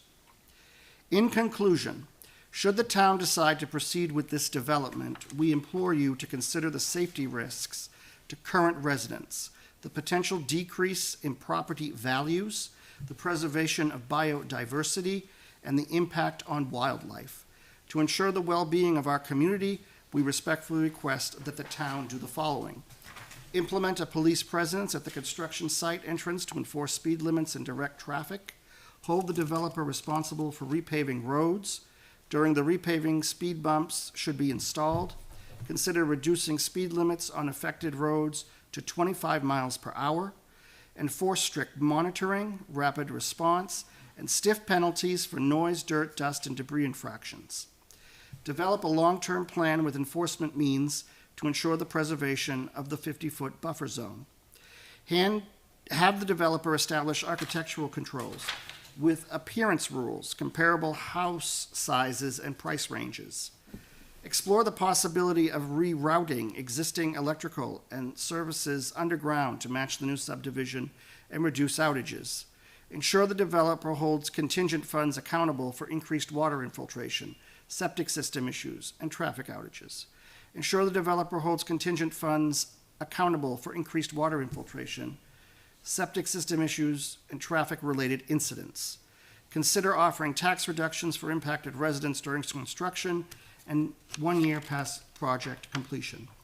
We appreciate your attention to these concerns and recommendations. Our town's future and the well-being of its residents are of utmost importance, and we trust that you will make decisions that reflect our shared commitment to our community's safety and prosperity. Thank you for your time and consideration.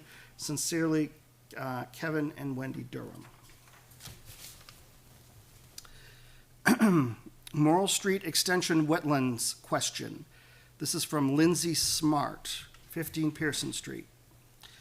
Hello, my name is Lindsay. I live on Pearson Street in Litchfield. And while I have written in before to express my concerns over the proposed Morrill Street extension development, I want to send an additional letter, as unfortunately with young children it is hard to attend the planning board meetings live, and I will likely miss the one tonight.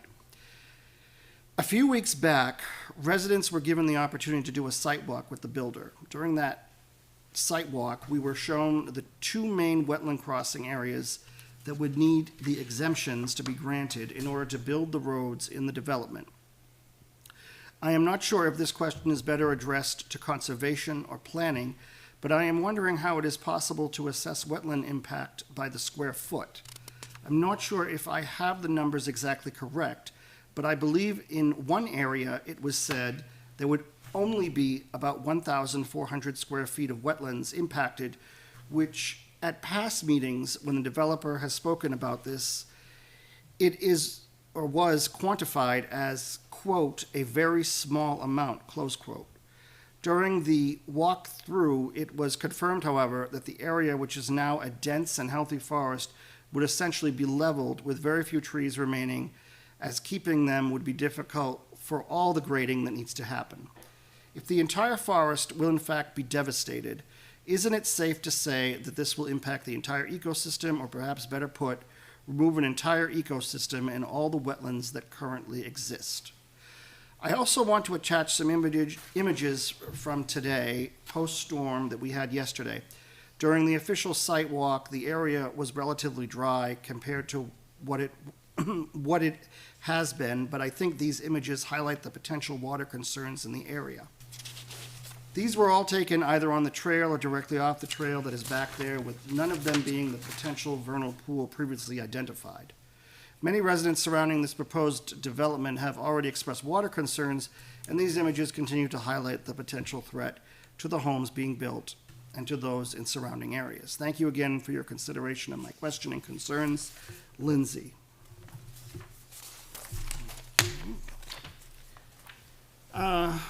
Proposed Talarico development. This is from Paul Mallory. Hello, board members. This email is being sent by Donna and Paul Mallory, and they live at 367 Charles Bancroft Highway, Litchfield, New Hampshire. We own and live on the plot of land that John and Tay Nelson carved out that abuts the proposed development on three sides, north, east, and south, and we also front Charles Bancroft Highway. We wanted to be there, but Paul's mother is in Florida, has broken her ankle and gotten COVID, so we are unable to attend. We are generally concerned about the development for the following reasons. First and most obviously, the abundant wildlife of deer, coy dogs, turkey, raccoons, hawks, turtles, possum, squirrel, numerous and varied birds, and to the smallest extent possible, skunks, which to Paul has yet to believe has a true and required environmental need, but realizes they've been there longer than him. Those are the outlying reasons. We say outlying because to us it seems like wildlife is thought of as merely nomadic. Further, that progress, which is to say development, seems to take recent precedence over habitat conservation. There is a more technical reason we are concerned, and that is any proposed drainage remediations to enhance the proposed development's stormwater runoff and drainage. Over the last couple weeks, there have been a few storms that have dumped a significant amount of water in the town. We have dealt with flooded areas and are aware that since we abut wetlands, that this is a possibility. However, we are now relying on the developer himself and their civil engineers to say, quote, all will be well, close quote, or, quote, we can manage an every 3 or 5 year storm event, close quote. As abutters who have been described as living, quote, downhill, close quote, from the proposed development, we cannot help but realize more than water flows downhill.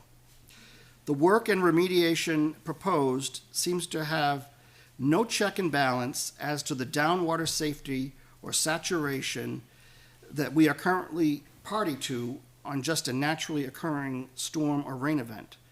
As the project evolves, we are concerned with the pooling and diverting of water to points that require pooling ponds, overflow ponds, culverts, and the like, as to possibly increase the amount and volume of water onto our property.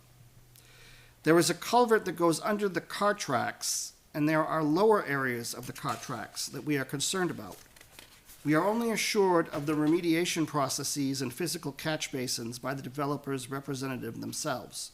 It is not a stretch to think such a party would say things that appease those concerned while only doing the bare minimum to meet whatever standards the town may be asking for. In combination with evicting the wildlife, which in itself seems to be just shrugged at, we would have liked and would have appreciated someone, some organization to verify and enhance water abatement and retention processes and procedures to ensure this new water flow will not add to impinge, aggregate more water onto our property. Donna and Paul Mallory realize and understand that it is the owner's right to do as they choose with their land, but as a current homeowner, we ask that processes and procedures be overbuilt, ultra-verified, super-confirmed, and many other multi-syllabic ways to convey our concerns about more flooding and increased water levels next to and on our property. The stakeholders, owner, developer, and town, all have something to gain, should want to do a more in-depth and complete abatement process and procedure and barriers to make sure such problems do not occur for their good neighbors to the west, down the hill. Board members, to simply accept the word and deeds of the professionals, landowners, developers, and benefactors of this project would seem to allow for circumstances, events, and outcomes that could prove to be less than ideal for those that are concerned about the development, as well as the wildlife that has called it home for an incalculable amount of years. Thank you for your time and consideration and benevolence. Paul and Donna Mallory, 367 Charles Bancroft Highway. Okay, this is the original to that. Yeah. Oh, original. All right, this one is from Michelle Talbot, 30 Pearson Street. This was dated December 19, 2023. Dear Planning Board members, I have lived on Pearson Street for 28 years and would like to voice concerns over the proposed development on Tellerico Street, formerly called Morrill Street Extension, the name only being changed due to concerns from the fire department. If the proposed development is, quote, extension, close quote, of Morrill Street, then why would the planning board grant lot sizes that do not coincide with every single house in the surrounding neighborhood?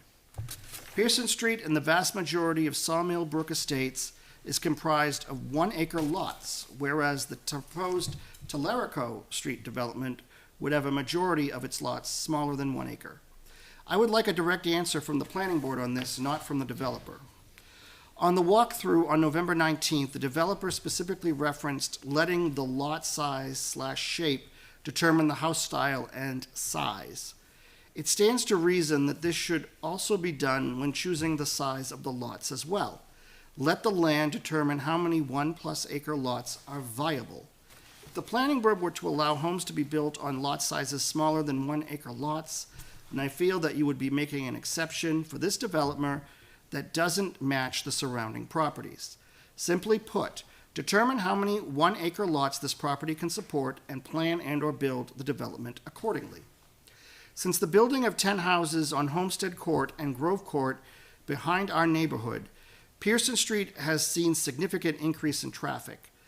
This is just 10 houses. If the proposed development of 28 houses goes through, it is obvious that Pearson Street will see a much more significant increase in traffic.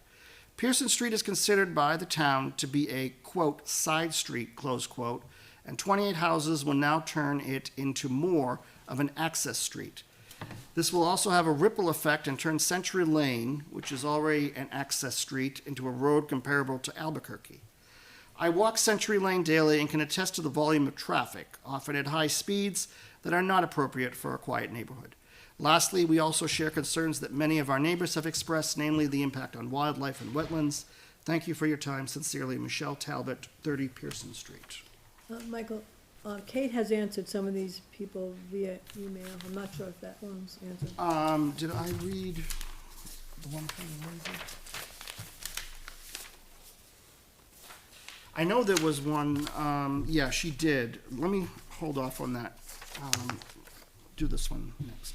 To whom it may concern, this is dated January 5th, 2024. We are all gathered at this meeting to discuss the plans for the proposed Morrill Street development. It seems only fitting, then, to begin with my experiences with these two roads. As a lifelong resident of Pearson Street, Litchfield, to many, is the idyllic place to grow up, for parents to raise their children for the myriad reasons which have been discussed already in these hearings. It is rural, quiet, low crime, low traffic, peaceful, neighborly, and serene. 99% of Litchfield residents would agree that these statements would agree with these statements. I would like to share a small piece of my experience as somebody who had the privilege of growing up here. Some of the fondest memories of my childhood were neighborhood games of catch, tag, or tennis, largely facilitated with our parents' permission by the usage of Morrill Road as essentially a play area. With merely one house on the road belonging to our dear neighbors, the Frenches, it serves as a perfect area for childhood activities. For me, I was in eyeshot of parents, and the virtual lack of any traffic on the road made it a popular spot for the children of the street, and not just for myself, but for the older generation of kids who lived on the road as well. Bike riding, community games of catch or flashlight tag, all hinged on the sleeplessness of Morrill Road and the careful attentiveness and care of the surrounding neighborhoods. Onto my own street and home, Pearson, still at 25 years of age, it is hard to impart the inexorable sense of peace, homecoming, and safety I will feel rounding onto Pearson Street. Pearson Street afforded the opportunity for myself, siblings, and childhood friends to grow up in a calm environment, lush with natural bounty, creating memories and values that last us a lifetime. Which is why one could imagine the proposed plan tonight is so disturbing. What has been the only home I have ever known is going to rapidly become unrecognizable, stricken with the blights of construction, deforestation, displacement of endangered species, whose presence, I remind, has been confirmed in past instances by Fish and Game, and the wholesale destruction of the peace and serenity which was the linchpin of many people's decisions to move here in the first place. Many here have already cautioned, as I will now, of the stark increase in not only traffic volume, but rate of speed at which our road is traveled.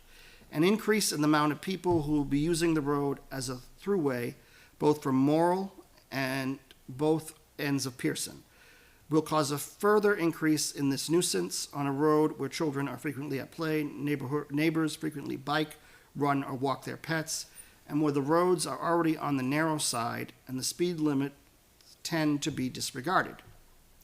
Additionally, I want to imagine a place for you that conjures up an image of peace. I then want you to imagine it unchanged for 30 years, throughout which you have continued to grow, experience, and change in the place that seems to you timeless. I then want you to imagine that they quite literally bulldoze the outskirts, root and stem, and install a neighborhood through those woods you grew up wandering, turning your childhood playground into a busy through street, and turning those quiet moments into the sounds of saw blades on concrete and the shaking of the ground from the trucks. To end, however, what is most disturbing about the proposed plan is the complete disregard of previously established regulations regarding zoning and watershed management. The deciduous wetland, which will be destroyed, will not only wreak havoc on the local ecosystem via noise and other pollution and the destruction of livable habitats, but will send a message to all that we here in Litchfield place more value on a housing development than on our irreplaceable natural bounty, the creatures and woodland we share our homes with, and the satisfaction and security of our already established residents. The allowances which would occur here to prevent this development are a signature on a death warrant for much of the ecological uniqueness in the area, with Litchfield in particular being a very fine example of a moderately populated area which has been successful in preserving its environment. I think also of the potential disaster for homebuyers when in 10 years, if the continued trend of rainfall and increased precipitation continue, the currently assessed levels of the water table, tested or otherwise, rises to such a point that basement floodings are routine and compromised foundations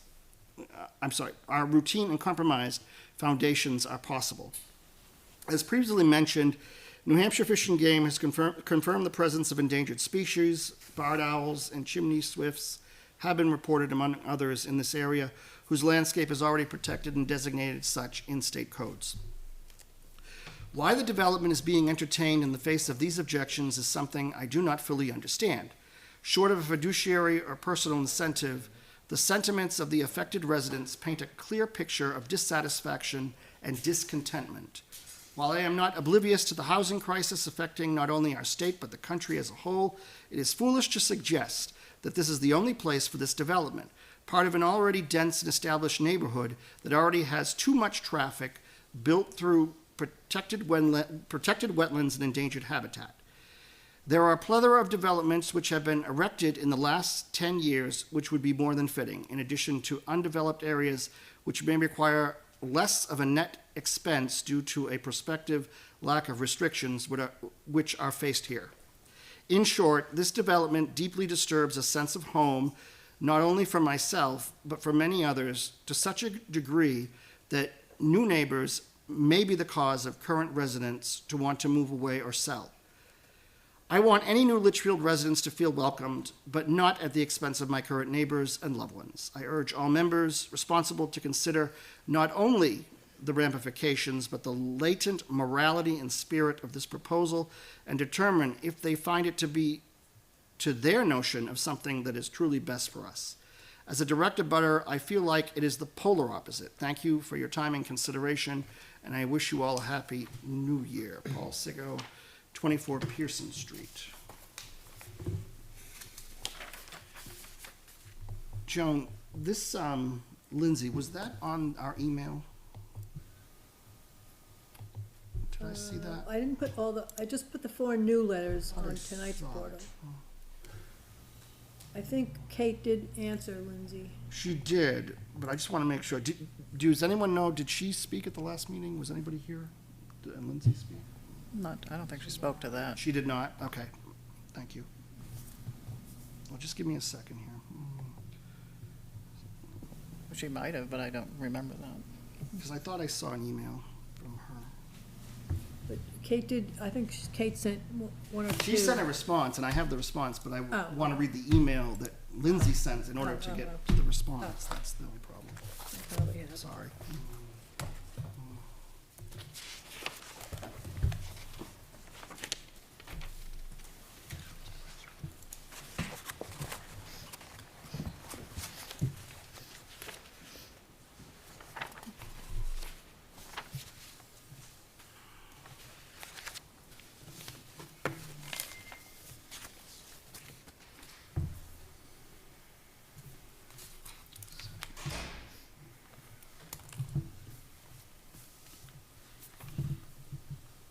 Probably was Lindsay Smart. I did read that one. Yeah, I think that's think who that was the one I think about that was who that was. Yeah. Yeah, 15 Yeah, Pearson Street, yeah. okay. So, Ms. Stevens, who's the vice chair of the planning board, she cannot be here this evening. However, she did send a response to Lindsay Smart regarding the Telerico subdivision application concerns, which I'll read into the record. Good morning, Lindsay. Thank you for your input and questions. To help explain the wetland impact, I marked up part of their proposed site plan. Forgive me if you already know some of this information, but I'll start at the beginning just in case. In green, you can see where the wetlands are, and they continue everywhere that you see the little bush spray icons. These areas cannot be disturbed without a special exception granted by the zoning board. There are specific criteria in the application which must be met before the ZBA can grant a special exception. See page 68 of our zoning ordinances. She cites the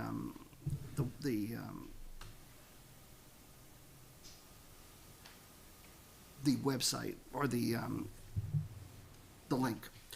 Then on either side of those areas, there is a 50-foot buffer marked by dashed lines, and the developer also cannot disturb without the special exception. The orange boxes show the wetland area the developer has applied for special exception to disturb, and they total about 4,200 square foot together. Those are the, quote, very small amount, close quote, the developer was referring to. You are correct, however, that everywhere else that doesn't show wetland or buffer would likely be mostly cleared and would drastically change the environment surrounding the wetlands. The planning board has limited ability to dictate how much of that land is cleared, or has limited ability to dictate how much of that land is cleared or not when the site plan complies with our ordinances. Conservation is very important to many planning board members, and we will uphold those ordinances. Thank you for the photos. I guess she sent pictures. The water concerns will also be addressed during the site plan review. We have an engineer who reviews site plans on the town's behalf to check that a developer's work will not cause drainage issues.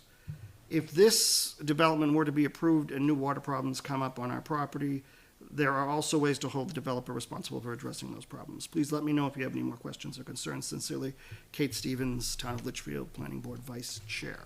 I think that's everything, I believe. Is there any other other members tonight that wish to speak? Who are here? I know that was a lot, but I guess I'll bring it back to the applicant. Does the applicant have any responses to what he heard this evening?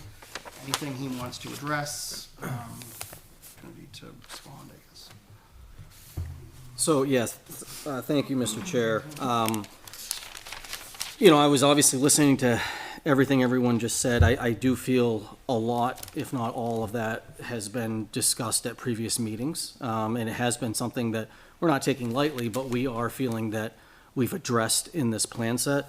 There's a few items that I'd like to touch base on just to provide some clarification on. The very first one, I think, is, and I think a lot of, I don't know if this has been said on the record. I thought I said it at one of our earlier meetings, but I think it benefits the abutters to hear this, is that, you know, when we're coming forward with a development, we have to follow the regulations as they're written to the best of our ability or ask for relief. And so what I'm getting the feel from a lot of abutters is that they are not happy with the way these regulations are laid out. And that seems pretty clear to me. You know, this is too tight of a project, this is too dense, this isn't Litchfield, I'm hearing a lot of that. Well,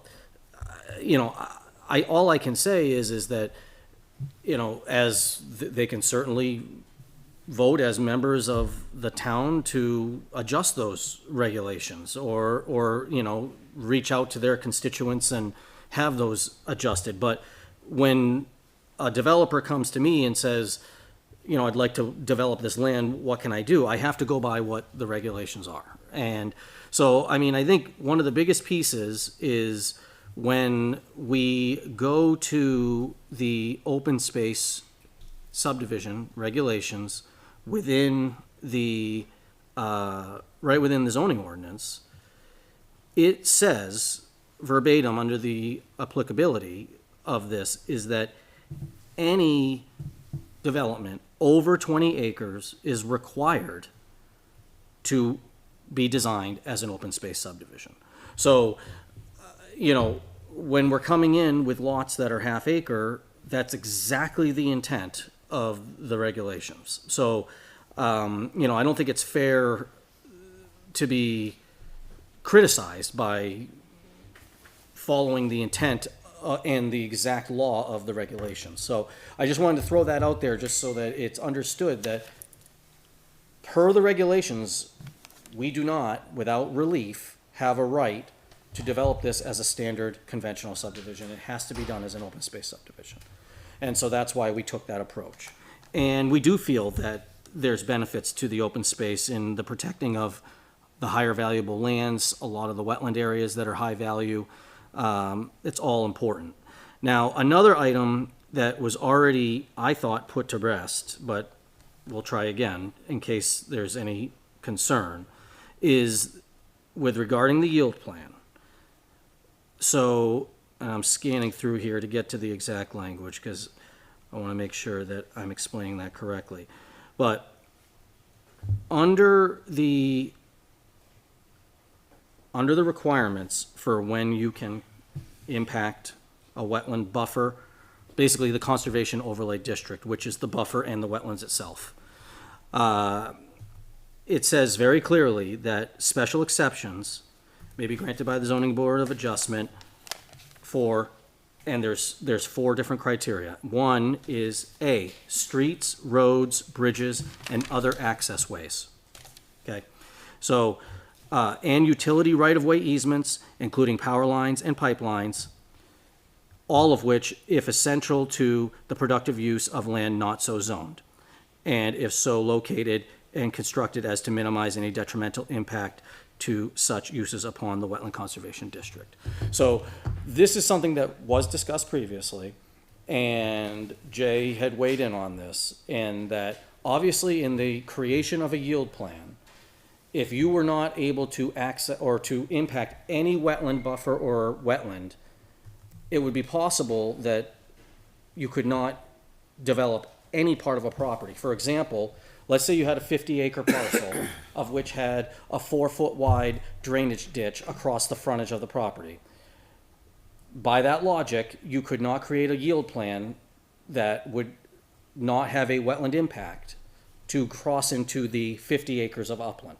So that was a similar analogy I've used in front of this board before, and what Jay pointed out correctly is that special exceptions are allowed in creation of the yield plan. So we've already gone through this. I can't speak to the language that the zoning board used, but if you go to the exact language of the ordinance, any type of access, which would be a driveway to a large area of upland adjacent to, would be permissible via special exception. And special exceptions are permissible in the yield plan. So I don't want to continue to go around and around in a circle on this. Those same concerns were brought up previously. We addressed those concerns. We got direction from Jay, one of your review consultants, and then I came back with proving out any additional loss that he brought up. So I'm hoping that is put to bed at this stage. It's something that we have discussed at a fairly large extent. And then with that being said, I mean, there's a lot of other items that we can get into more detail on, but I feel like we already have. I mean, some of these meetings have been spaced out because we had holidays and so it may feel like, we're starting fresh again, but we've had a lot of conversations. In fact, that abutter that sits down in between on the low side has been to every meeting, has spoken about 4 times, and now has added another letter, all of saying the exact same thing. So, I mean, I'm not discounting it. I understand his concerns, but I also feel confident that what we're proposing for drainage mitigation, which is a large multi-stage pond that is analyzing not just 2-year storms. I think he's misquoted me there. I had said that we have 0 water whatsoever coming out during a 2-year design storm event, which is a 3-inch rainfall in a 24-hour period. None of that is coming out of the pond whatsoever, which means that it's a significant reduction over the existing condition that's there, because obviously there's sheet flow and whatnot in the 2-year storm that flows downhill. Well, now we're intercepting those areas. It's getting collected into the closed drainage system, and it's getting piped to our pond system, of which is now not letting any of that water out.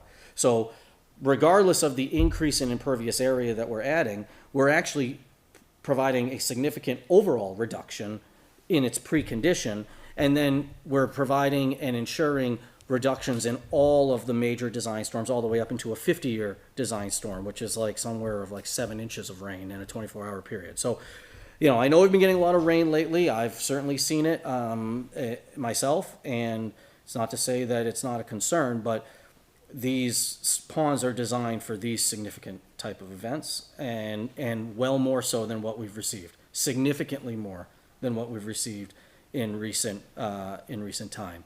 Another item about drainage being in the water table, that is not an issue whatsoever. It happens all the time in construction everywhere. In fact, the average water table probably in the state of New Hampshire, based on my direct experience, is anywhere from 18 to 36 inches. I mean, you're usually seeing a water table. And what that means is it's a seasonal water table. So you get these areas where we had a heavy rain, we had a lot of snow melt, the ground is saturated. There's a more static water level that may be higher in the ground at that time of year, and that's that high water table that you're getting. It's not always that way, it's gonna go back down, up and down, but we design on that item. So what that means is that you're putting a septic design in, you have to be, you know, in the case of a stone and pipe system, 4 feet above that water table. So if you have a 36-inch system, you're building your property up above that water table so that you have that separation. So all of these items are something that I, you know, do every day. It's part of what, you know, I do. I mean, that's why I'm a licensed professional engineer. And that's, you're not taking just my word for it, because you have peer review consultants like Lou, who's also a licensed professional engineer, to review the calculations and, you know, provide feedback. So while I can sympathize with the abutters comments, and I can understand, I mean, my childhood street I played in the woods right down the street, and it's now a subdivision. I mean, you know, unfortunately, and the way zoning is written, and, you know, there's a right-of-way, a 50-foot wide right-of-way left to this property, and I'm not disputing, I'm not disagreeing that they were probably told the area is in conservation or whatever. I heard how many times I've heard that in my business, because of real estate agents or whatever trying to sell the property. Oh yeah, that's all wooded conservation land. Well, no, it isn't. In fact, there's a right-of-way right next to your house that could be a road.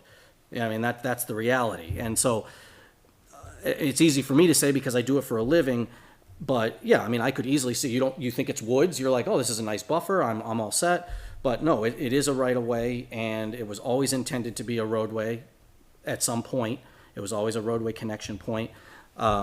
So it's those things are frustrating, but at the same time, we have to respect the property owner's rights and also the regulations as they're written. You know, this higher density, smaller lot development is what is required by the zoning ordinance. And then the last item regarding the extension of the right-of-way, that was something that we voluntarily did. I can understand the concerns, but my take is, and I feel, I was assuming you all felt this way as well, is that better to leave the potential for connection does not allow the abutter to just start building homes. He would have to come in, he would have to meet the regulations, whatever they are at that time. If they get changed back to 1 acre minimum, then that's where he'd be at. You know, it just allows for proper future planning, but it does not guarantee a large development extension. So that was the reason why we did that. We did it voluntarily. We have no connection to that property as of right now. And I don't think, based on Mr. Charbonneau's use of the land, I don't think he has any intention of developing it right now, but I think it's just a good planning type technique. So, you know, that I was trying to hit on, you know, a lot of the items that were talked about. If there's other ones that I missed or ones that board members have specific questions on, I'm happy to. There was discussion about test pit data. Yep. What can you tell us about that? Someone said it came in late. There were missing test pits for a number of lots. So we've done a total of 25 test pits on the site. I did them personally out on the property, and you know, various separations to water table. Honestly, a lot of areas better than the average in my experience. We had some depths to 5.5 feet with no water in some areas. There was some areas that had exceptionally well-drained sands. One of those areas was the area that we're proposing our infiltration pond system. It's excellent, well-drained soils. It's good to promote recharge, and that's why we're using that area. There's also areas that do have some shallow water tables, 42, 32, but again, 32, 38, 30. So there are some shallow ones, but there's also 48s and 54s, and so a pretty standard for the state of New Hampshire. Those didn't necessarily come in late. I think it was that those pits were not provided as a plan sheet to the set, and that was a comment that I think Lou, you had on that, to add those in. So we just added that as a sheet and laid those all out. There are 4 pits that we do need to do. It's just a matter of scheduling a machine and getting out there, and those are to prove out, as I think one of the abutters alluded to, the additional land that was contemplated in the development at the front. Now, I can tell you, just to ease any concerns, that the entire area was walked by the wetland scientist to determine that those were all upland soil area, and they were done, and they were all similar soils based on his site-specific soil mapping that he was doing, which is a requirement that we have to submit for the Alteration of Terrain Bureau to have the site-specific soils analyzed. So my test pits supported his conclusions and vice versa, but he did an independent review as a soil scientist to provide a site-specific soil analysis. So I'm not a soil scientist. I'm a licensed septic designer, and that's what is required for, the house lotting. So that's why I did the pits to those criteria. But we did have the soil scientists go out there and evaluate. So obviously, we have to have viable test pits on those 4 lots. I don't see that being any issue of something that couldn't just be handled as a condition of approval with staff or what have you. Is the data available for that? Did you provide that information to staff or?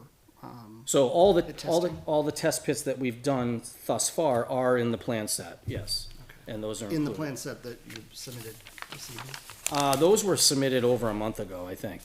So the test pit data, because like I said, we had done the test pits back in the summer. So we had all that information. We just didn't have it as a sheet within the plan set. So that was submitted, as I said, a couple months ago on iteration probably number 2. The second, which was a comment of Lou to add the test pit information, and so all of those are in the plan set now officially. Did you see Lou, can you confirm that? Is that? Yes. We asked for that at the Conservation Commission too. What's but that? Test pit data. What about it? We asked for that at the Conservation Commission. That's, Were you provided it? yeah, that's when it was added. Okay, all right, okay, thank you. Also, too, there was discussion tonight about something about the site walk. We didn't see the drainage area, or we were discouraged from seeing the drainage area. Can you address that? Well, I can't speak to that directly because, as I hope was conveyed, I was a victim of the stomach flu that was going around that time, and it was probably top 5 worst I've had ever. It was really, really bad. I was not able to attend. I had to have my wife go and drop off the plans to the developer so that he could take you on the walk. So I can't speak directly to that. I do not think there was any ill intention or anything in that matter. In fact, if there was assumption of that, then I don't see any reason why board members or abutters could have insisted that they wanted to see that area. I mean, nobody was denying them that right. I think it was more of, do you really want to walk all the way over there? You can see it from here type of thing. As I said, I did a test pit in that area. It was excellent deep sands in that. So Let me ask you this question. Would you be willing to have another site walk to I take don't a think look at that's this drainage necessary. area? No, I think that would be, Why? because really at this point we've gone to about 4 meetings now with you, several months spanned apart, and we feel that at this point it's really time to try to move this application forward. And I think the delays that would cause would be significant. Let me address that too as well, that comment. we were on the cul-de-sac, we had already walked the site out to that point, we were just finishing up our walk, and it was brought to our attention that there were some areas of steep slope and other things that they wanted to go out and take a look at. My comment was that stuff doesn't apply, okay? There's nowhere in the regulations, there's no sense in going over there and looking at those, because it does not apply under this regulation from our yield plan. Steep slopes are not part of that. So at that point, we walked over anyway, and we stood there with everybody that was interested in going. George led the group. We went over, we stood there, we had discussions, and then we went back. And that's how it ended. Still doesn't, I mean, that concerns me a little bit. I Well, mean, the- why would you discourage people from seeing something if it's gonna be part of your development? It wasn't, it was just a matter of whether or not it was something that was necessary. Like I said, he was more concerned with the steep slopes and whether or not we could build on the steep slopes. When we got over there, I explained to him that steep slopes, and those aren't really steep slopes, I said, we can go in there and we can adjust these slopes as part of any plan. There's nothing that stops us from doing that. So it's irrelevant as to the slopes. That's why it's not even mentioned in the ordinance. It's not an exclusion or something that's removed. I don't think it's irrelevant to the planning board. Well, you guys went over, we did go over and look at it. We physically went over it, we looked at it. So even though I said it would be kind of a waste of time, but if they wanted to go, we could go. We went, we looked at it. We had discussions, and we turned around and we came back. You That know- was basically how it ended. As it I re- find a lot about that suspect, especially from the foot to foot. And I'm just saying that as a member of the planning board, because I think that that should have been looked at the site plan, and if it was something that was important, then it was concerned, then it should have been reviewed. I don't like the fact that, you know, you're trying to shift that, and I don't appreciate that. But I'll drop that. Just as a side note on that as well, we had the soil scientists go out there, all that data is available. Is it possible to get copies of that, of those, of the data from the scientists? I mean, of the actual reports? Do you have reports from the scientists? Everything's been submitted. I mean, this has all been submitted. It's all been under review. You know, we have additional state permits, alteration of terrain that would be required, which would be another review party on this, looking at the drainage, looking at the soils. So, you know, I don't want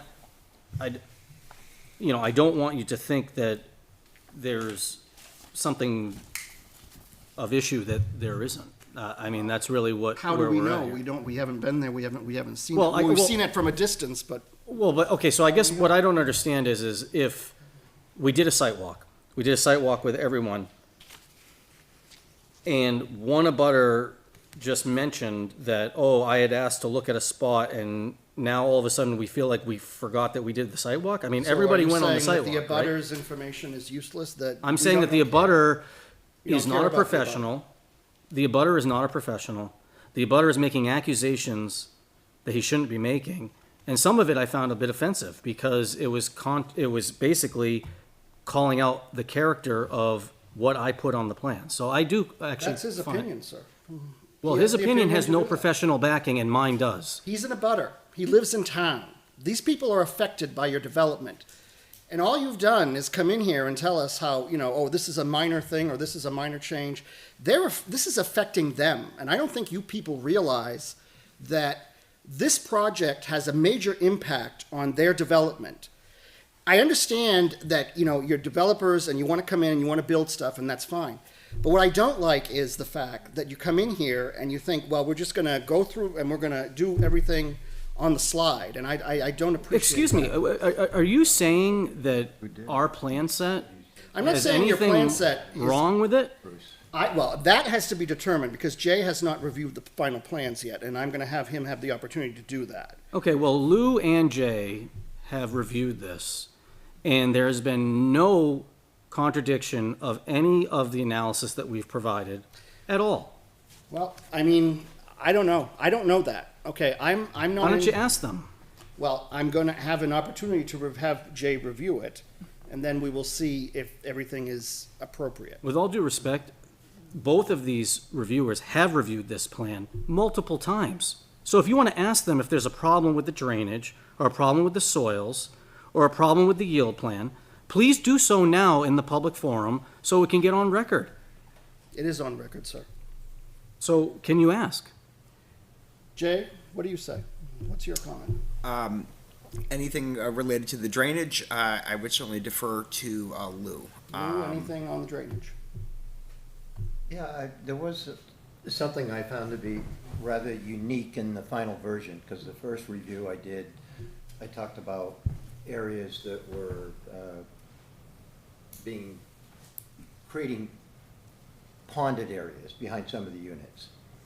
And they revised the drainage, and as I was looking at the pre and post calculations, what came about in the post development in the latest submission is there were 3, maybe 4 areas that were created as holes, little basins that now reduce the runoff. It was kind of unique and interesting, because I kept looking at if you have the reduction in the flow, because you look at peak flow, cubic feet per second, that's going to be leaving the site in the stream or wherever it gets discharged, and then there's volume, which is another calculation the state requires as part of their AOT permit. And when I looked at it, I was a little surprised that the difference between pre and post was as great as it was. So I started digging in and saying, you know, why was that so much different? And it came down to these 3 or 4 areas that were created by the development that were not going to have an outlet to them, and the only place the water is going to go is down into the ground. So you're reducing volume and you're reducing peak flow. First time I've seen that. And I actually thought it was kind of unique. It's also using, just for clarification, and I think obviously you know this, but it's utilizing the natural woodland mat and everything for that area. You're not necessarily, you're creating those points in an area of wooded area that isn't necessarily being disturbed. So in a lot of ways, that's an added benefit, because you're gonna get more natural absorption in that type of environment. Oh, and the other thing, the drainage calculations, which is in a 3-inch ring binder, has a lot of the information that the state requires, fish and game feedback, on and on and on, that doesn't show up in the plans, but it is in the drainage calculations, all in there. Soils, the site-specific soils, it's there. There's a lot more information that supplements the plan set, because it doesn't have to go in the plan set. But they talk about, and I had a big question about the catch basins without sumps, and I actually called DES about it, the new head of the environmental section, and said, what's going on with these sumpless catch basins? Because that's there to catch sand and stuff that gets in the pipes. And, you know, he basically said it's for the baby turtles that fall in the grates. They have a way to get out. It's not nothing in my control. If the state is determined that, you know, that's important and has value over the function of having a sump, then so be it. And it's not universal, it's site-specific. But I did have that conversation with the state engineer as to how come no sumps, because I knew Mr. Brown, the road agent, probably might not be too happy with them having basins without sumps. And there may be a little bit more sand that gets into 4-bay, possibly may need to get cleaned out. Depends how much gets in there. But there is a lot more information in the drainage calculations, the 3-ring binder, than you see on the plans, especially as it addresses wildlife and fish and game issues. Well, I'd certainly like to see the soil information. Maybe I didn't get a chance to look at it yet, but certainly review it and take a look at that. Yeah, I do. Does anybody have any questions for the applicant? Any other questions? I wanted to ask a question about, it was mentioned that the drainage land needed to be included in the yield plan. Oh, okay, yes. That was an item I guess I didn't touch on. So I read through while I was, you guys were handling some of the other pieces of some of the comments and whatnot. And there, it does say that that, obviously drainage should be considered. My take on this is that obviously when you have much larger lots in a standard subdivision, I mean, there's certainly areas that can be utilized for drainage. And I have no issue showing some, like, bubbled areas or something on the plan, on our yield plan, that we can use, that would be able to be hydraulically used for drainage. You have areas on lot 17, 18, 16, all of which are on the low side of that. That would be a logical point. If I was developing this as the development from a start, then that's where I would put it. It's a fine line when you're talking about a yield plan, because obviously, yes, you want to make sure that you're doing that correctly, but you're also not expected to do a full engineered plan of a development that you're not building. So, if the board wanted me to add some drainage areas in there that wouldn't be, impacting, like, for example, on lot 17, we had shown that you can develop a house at the front of the property. Well, that area behind that, that could be a drainage area, and we could show that, you have a large area for that. So, I don't have a problem putting that on the plan if that, to help satisfy that item. I'd like to see that. It seems like the right thing to do. Yep. I also had a question about the septic setbacks. I wasn't able to find the ordinance right just now about that, so. Yeah, I will check in on that piece, and if it is an issue that, we inadvertently put something a little bit too close. I mean, typically, the state septic criteria is 50 feet from poorly drained soils, which is a wetland, a poorly drained soil, or 75 from very poorly drained. So, those are typically the setbacks that we would be meeting.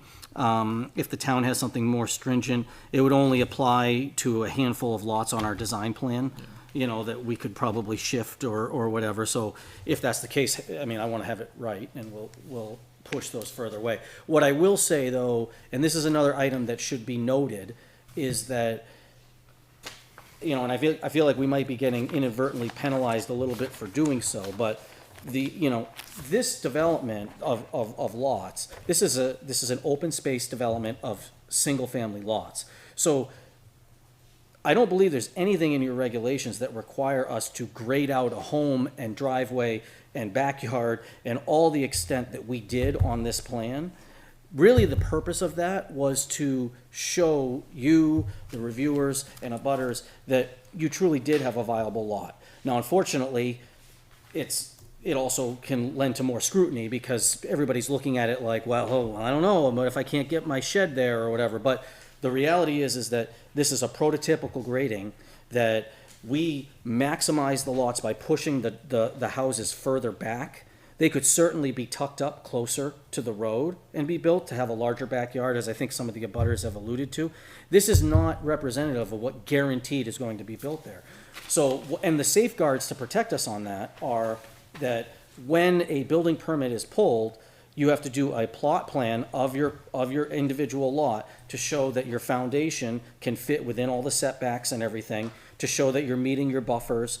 And also you have to do an actual septic design with a full separate plan set at 20 scale on each plan, or on each lot, and that has to get approved at the local and state level. So, there are additional safeguards beyond what you're seeing here. So, and so I'm not trying to dismiss the comment. If it's supposed to be 100 and that was missed inadvertently, then we'll fix that. But it really, I guess, doesn't matter, because the reality is that when this lot has to get built, or is proposed to be built, there will be a plot plan and a septic design which would pick up on all those setback items and would represent exactly what's being built.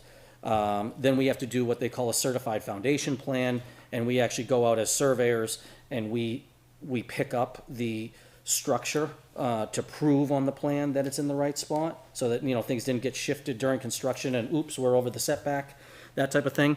So there's a lot of additional safeguards and provisions that go into play on these, and I think, like I said, I think the level of detail we showed on this plan is more than you would typically see. A lot of other plans that I've seen personally, and in some cases have done, is, you know, you design your roadway, and then you have little stubs that go out 10 feet and says, hey, this is where we think the driveway's gonna go.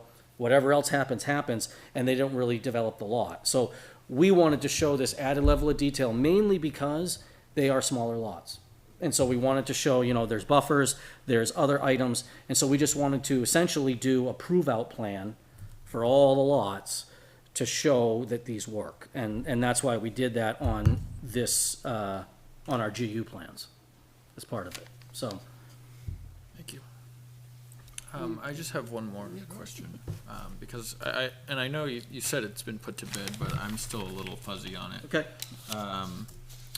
I'm hearing regulations read from the book saying you need a variance if you're going to impact wetlands buffers, and then I'm hearing you read other regulations that say it's a special exception, and they seem, from the way they're both being presented to us, contradictory. Yeah, well, and so I think where the contradictory part came is in what the abutter was noting, you know, in his testimony, is the response from the ZBA of the granting of the special exception.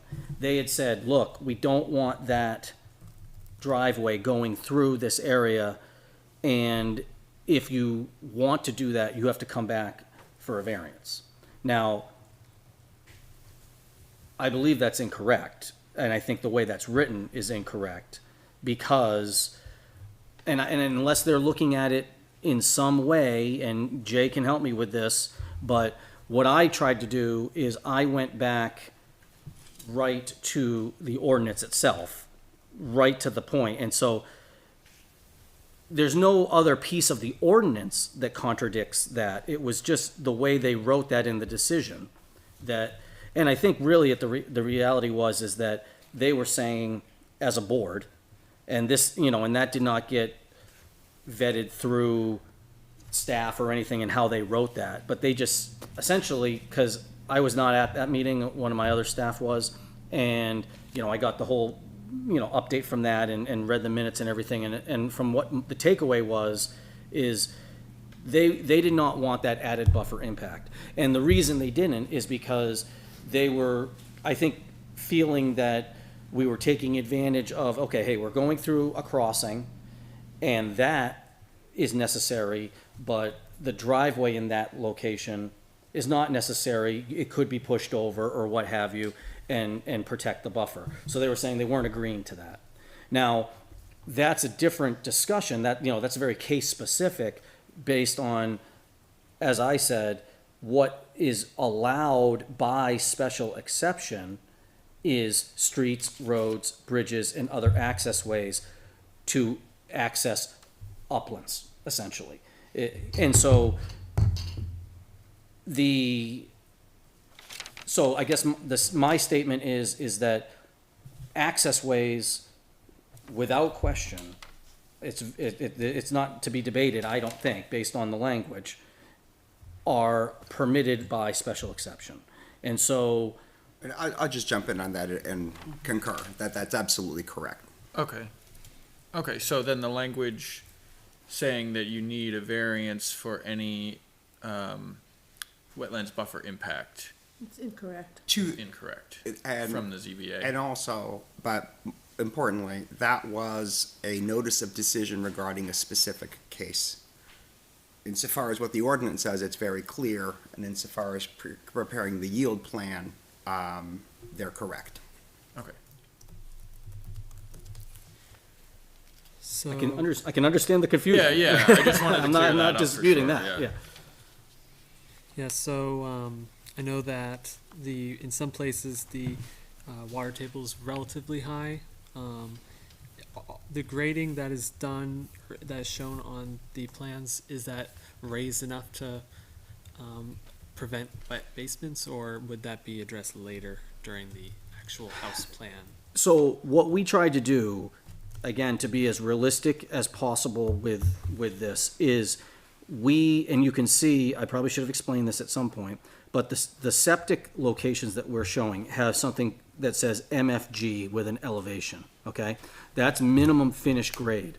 And what that means is that we utilize the actual test pit data that we found, and we determined what the elevation of a septic system would need to be to safely, correctly work on the lot. And then we designed the elevation of that lot around that number. So every one of these lots meets the requirements to be able to put a septic on it as we have drawn, because it would be kind of silly to draw a lot that, would never, you'd have to put 10 more feet of fill on it to make it work or something like that. That wasn't the intent. So every one of these lots does meet that requirement. As far as your basements go, I mean, I would argue that the vast majority of basements in development are somewhat in a seasonal water table at some point. That's why they do the rubber weatherproofing on the outside of the foundation to create a watertight seal. And that's also why they put in foundation drains, because area adjacent to it is going to be in the water table. And so what happens is the water, as it's in the water table higher than the foundation, goes up against the wall of foundation. It hits that black rubber, doesn't immediately get through, it cracks or whatever that's intended to be a barricade. And as it goes down the wall, because obviously path of least resistance, not through the soil, but through the connection to the wall, is going to hit down. And then there's a foundation drain that is, all the foundation footings are all laid on stone. So very good, well-drained stuff. And there's usually some type of a piping situation. And usually that's handled on a house-by-house basis. The builder would make sure. And so essentially the way it works is you always try to find that relief point to be able to get a little 4-inch pipe to be able to discharge, to be able to provide that relief. If you can't do that, then there's other ways where you put in a sump in the basement floor that essentially it provides that relief point, because all the stone and everything is free draining. And so you're really only going to get water in your basement when the free draining area starts pressurizing and pushing up. It has nowhere to go but into something, and then that's where it finds its cracks or whatever. So you either have an outlet pipe to be able to discharge that water, or you put in a sump, which, the water rises up in that stone level and it discharges and pumps it out. So, I mean, those are the two options, but builders would do that for any house, as part of I construction. mentioned, in addition, a few years back, we said basement floor elevation has to be so many inches or feet above seasonal high. Okay. So that's an added. That adds to it too. So then obviously that would factor in on the building permit when they pull that. Okay. And do the check dams that our engineer was referring to, does that affect the groundwater level at all? No, check dams, I mean, that's really more for construction purposes. It's all about protecting the resource areas. And the check dam is basically just a pile of stone that is, many times you put a piece of filter fabric in it and go over it so that essentially it's porous, but it will pull fines out. So it happens when you have areas of construction before you have grass germinated, and there's, get a rain event and the water starts going somewhere. You put in those check dams. And I think the peer reviewer, Lou, was just saying, hey, let's protect these areas because these are like right adjacent to where the wetlands are. So they're just looking for a little bit more, but it won't stop the flow. The water will still flow through there. Your velocity checks. And what we found many, many years ago, the first attempt to do velocity checks were hay bale check dams. What happened is, after few years of experience, hay bales are not very porous. So it really takes a long time for water to get through them. So if you got a rush of water, like a thunderstorm, the water just built up behind them and went around the edges and washed out the edges. So we don't see hay bale check dams anymore. The stone check dams do work very well. They're porous. They're velocity checks. You just don't want the water rushing down and eroding the soil. And that's what a check dam is all about. You can leave them in permanently, it wouldn't really matter. Usually you put them in a proposed swale, and they just live there forever. And there's no maintenance requirements on that, like no, well, it's because Not they're, really, you know, if, typically, they're built like a bowl shape, and the low point of the bowl is below the adjacent existing ground. So if it were to get clogged over time, then it would just go over the top. And by going over the top, you're still getting that velocity reduction. So it still has its benefits, even if it's not filtering through, it's reducing velocities, so. okay. Anybody else? Kim, do you have any? Sam hit on most of my notes. The variance for the ZBA sounds like it was situational. The drainage area not on the yield plan, sounds like you can address that if we want Certainly, yeah. specific lots. The open space with the buffers setback, I'd like that looked at for the rules to make sure. And I understand you're saying that was an example of where the house could go, but, you know, you're really looking at the whole lot. But just to double check the setbacks on that. I was looking, as you were talking now, privacy came up. So when I'm looking at this picture here where I'm seeing the road gonna be punched in, the only reason I'm bringing it up, this area here where it's gonna be punched in looks pretty thick. How wide is that roughly? So we're holding a minimum of 50 feet of the natural vegetation on our own property. Yep. But a lot of the existing properties there did not develop to the rear of their property, so they have a good buffer of their own woods. So we're holding 50, they have, in many cases, over 100 in behind their properties. So the reason I bring it up is with the other development going on, we do, I think, have a 50-foot buffer, and it's very thin. I mean, there is barely trees there. This does look like there is a natural one here, plus you're leaving 50 feet. Yeah, I mean, and I think that I was. understand the shock they're thinking, they're hearing, but yeah. Well, and I think, you know, that was an item that the site walk, I believe, did address, you know, because that was part of, while they were walking that entrance way through, you know, with the abutters and everything, it was like, you know, here's, and this is obviously the worst time of year because you don't have, you know, the leaf growth that you would have during the warmer times of the year. This is just your evergreen type cover, and it was pretty dense out there. Just good mature growth. So we just have to weigh why they're, you know, may have a concern. 50 feet is not a lot. If it's thin, you can really just see from here over to the wall, right? Now I see there is some in their backyard already. They still have another buffer. But I just want that brought up. Yeah, from my observations, the thickness varies. There's some evergreen, if I couldn't evaluate the judicious growth. Are there any ways of thickening it if required? I mean, I'm sure there could be. I think, you know, overall, I think this is gonna be a fairly, you know, consistent development as far as how it fits in to the surrounding development. I know they do have some larger lots, but, you know, you're getting maybe 1 1/4 you know, house lots to the one as far as frontage and width wise. So, I mean, I think, you know, they're gonna be looking, and again, in all likeliness, the houses probably will be pulled more forward, but I've had issues in the past where I show all the houses right close to the road and somebody says, well, that's not realistic because you know, they could go all the way back to that line. So I like to try to show the worst case scenario, and that's really what this is. You're pushing the houses back, you're cutting right to the 50-foot setback line, but that's not necessarily what would have to be done on a house-by-house basis. So, and obviously, you know, the developer, the home builder, wants to have a nice product with nice privacy, the same reason that they do, because, you know, somebody doesn't want to buy a new house that they're staring right at, you know, someone else's yard with no privacy. So, I mean, it's a mutual benefit here that they'd be looking to have. Anything else?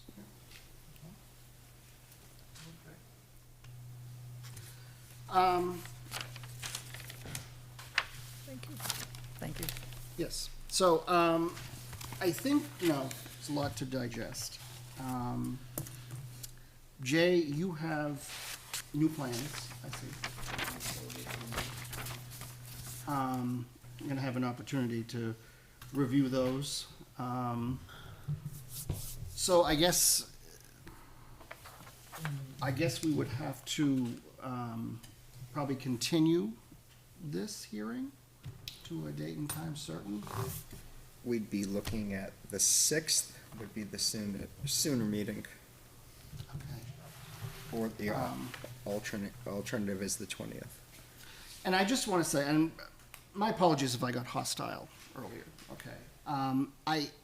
I guess I was just, I want to be clear, I think we need to take in consideration of the abutters in this project. And I know and it's nothing to do with you, you're professionals, you know what you're doing.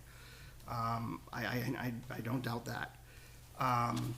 But it just seems to me that I think you've heard a lot of the comments that were made by abutters tonight, and there are concerns. And I would just, be mindful of those concerns. And they are abutters. They are parties to this, this application. So they do have, they may not be engineers, they may not be professionals, but they have concerns, they have their opinions, and we just want to be respectful of that. Okay. I totally appreciate that, and to be honest, if I haven't come off that way, then I'm doing something wrong. But I mean, we are trying to meet all the requirements. We are trying to, if there's concerns that are raised, try to address them. We also, I don't want to dismiss this, but it's like we try to do it right out of the gate, so meaning that if I just seem like I'm being dismissive of, oh yeah, no, don't worry, the drainage is fine, it's because we designed it from the beginning fine. We didn't, say, oh, that's a great idea, we should go over the top and do more. I mean, as Lou talked about, the way we designed this with some of the promoting of the infiltration, we did that out of the gate. That wasn't asked to be done. So, when an abutter says, well, I hope that they're really, looking at this real hard. I mean, we try to think that we did that from the beginning. So it's not that we're saying, oh, I'm not dismissing the comment. I know we've had a lot of rain. We've had a lot of issues with stormwater on sites that don't have protections or controls. And so, we've tried to do that. All I'm saying is that, we just have to educate the abutters in the manner of, when they say, how can you guys as a board possibly approve this? These lots are so small. They have to understand that that's the regulations that are approved by the collective town. So, I mean, and you guys may not like it as a board, but you have to uphold the regulations. And so I'm just putting that on the record, or to, just so that they are aware, because they might not be aware. I mean, and so I think it's important that they hear that, and obviously I assume you all agree with that statement, because I was kind of the one stating it, but I mean, it is the reality is that you as a board have to look at the regulations, and, it wouldn't be reasonable to say, well, the regulations say that you have a conventional subdivision of 1 acre lots, and then you can drop to a half-acre lot and do a open space, to then say, well, you should be requiring them to make it 1 acre lots, because that's not what the regulations are trying to get to. That would actually decrease the open space, which decreases the point of this type of development. So it's not, I just wanted, I wasn't trying to get confrontational either. I just wanted that on the record. My only concern was just the sensitivity issue for the Understood. abutters. So Understood. That's where I was headed with that. But if we do continue it to the 6th, that would give them a chance to get to the Conservation Commission on the 1st to discuss the open space. Okay. But we would need an extension. Oh, we have the extension. We have an Conservation extension. meeting on the 8th, that's correct. Okay. Oh, on the 8th, No, the first. the 1st. Or did we change it to the 8th? Oh, that's right, we did. Change it to the 8th. Yeah. Yeah, we did. Sorry. Yeah, so conservation would be on the 8th, so the next meeting would be when? So if we wanted to wait till after conservation, it would be the 20th. 20th of February. And so they would need an extension to do that, They did send in one, To when? to waive? Is it the to waive the 65. 65 days? Okay. Okay, Then we're good. all right, good. Okay. So I guess right now, I guess we're gonna have to look at the new plans, obviously look at the notes. There's a lot of stuff to digest. I want to thank everybody who submitted comments tonight. I want to thank the applicant for their presentations, and all our peer reviewers for their comments, and the board as well. It's a very good discussion. So what we will do is, I guess we would entertain a motion to continue this to the 20th. Unless you want to do the 6th. Well, I would like to see if maybe the applicant could maybe talk with the Conservation Commission and see. Then the 20th. So probably the 20th would probably be better. That way you can come in. You'll have an opportunity to have that discussion if you want to. Do we have any other things that this board needs to determine about, like maintenance of the pond? Well, that's the thing too, because I'm not sure. I mean, I think Jay is going to need to review the plans, and obviously Lou will review the plans or the updates, and just make sure that we have everything. And we'll discuss that internally and make a recommendation. Okay. Sounds good enough. So I'm going to actually keep public comment open. So as I said earlier this evening, if there's any members of the public that wish to submit comments, they are welcome to do so. Public comment is open during this time. But for the next meeting, we're looking for this applicant would be the 20th of February. So I would entertain a motion. So moved. A motion by Sam. Do I have a second? Second. Second by Jared. Any discussion? All those in favor signify by saying aye. Aye. Aye. Those opposed, abstained, motion passes 4-0-0. To February 20th. February 20th. So we'll see you on February 20th. Okay, Okay? thank you.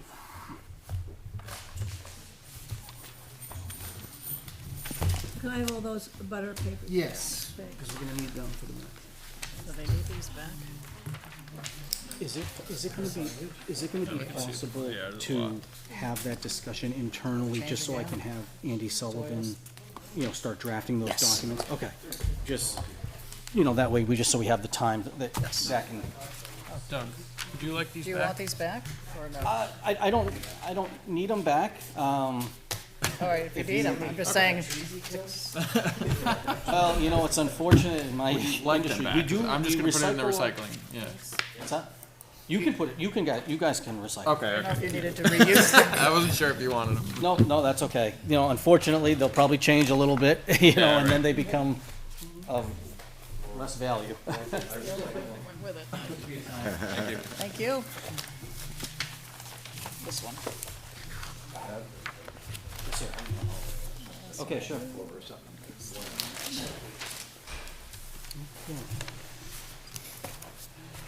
Be safe going home. I hope it's not snowing still. It's not. Ice my driveway. So the next item on the agenda is public hearing.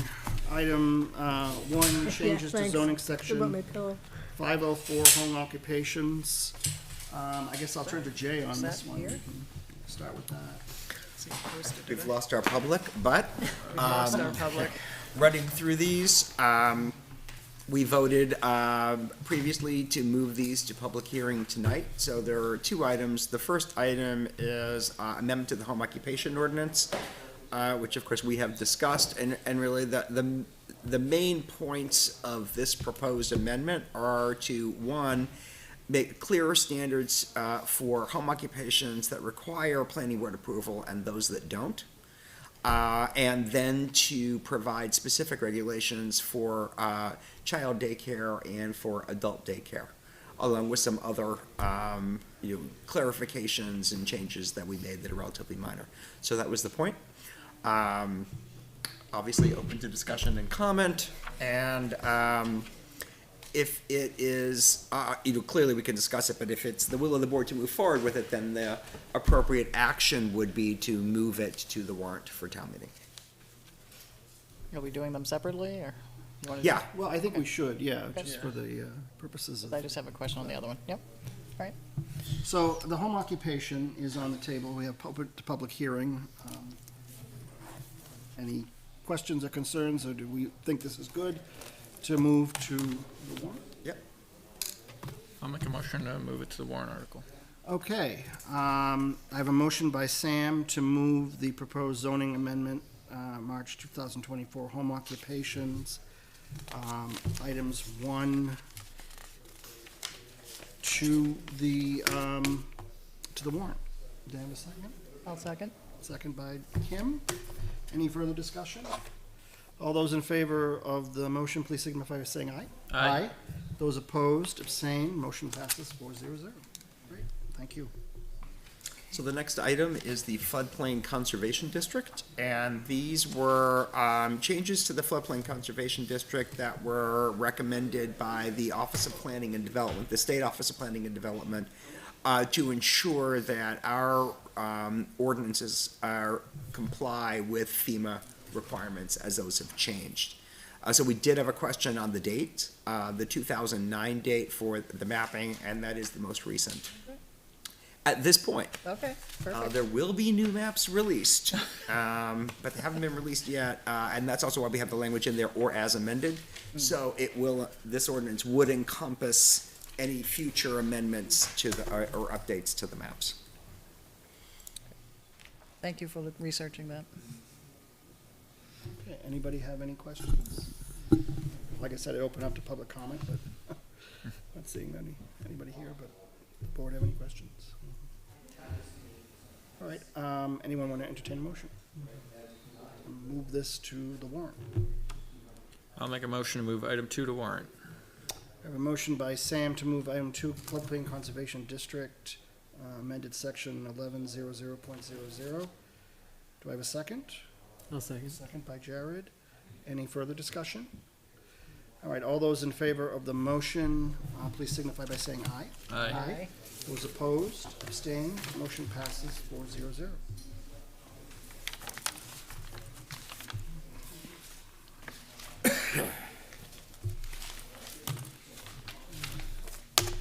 Okay. So that takes care of our public hearing regarding zoning changes and update to the floodplain conservation. Next item on the agenda is the impact fees discussion. And I believe we have copies of impact fees that were submitted for this evening.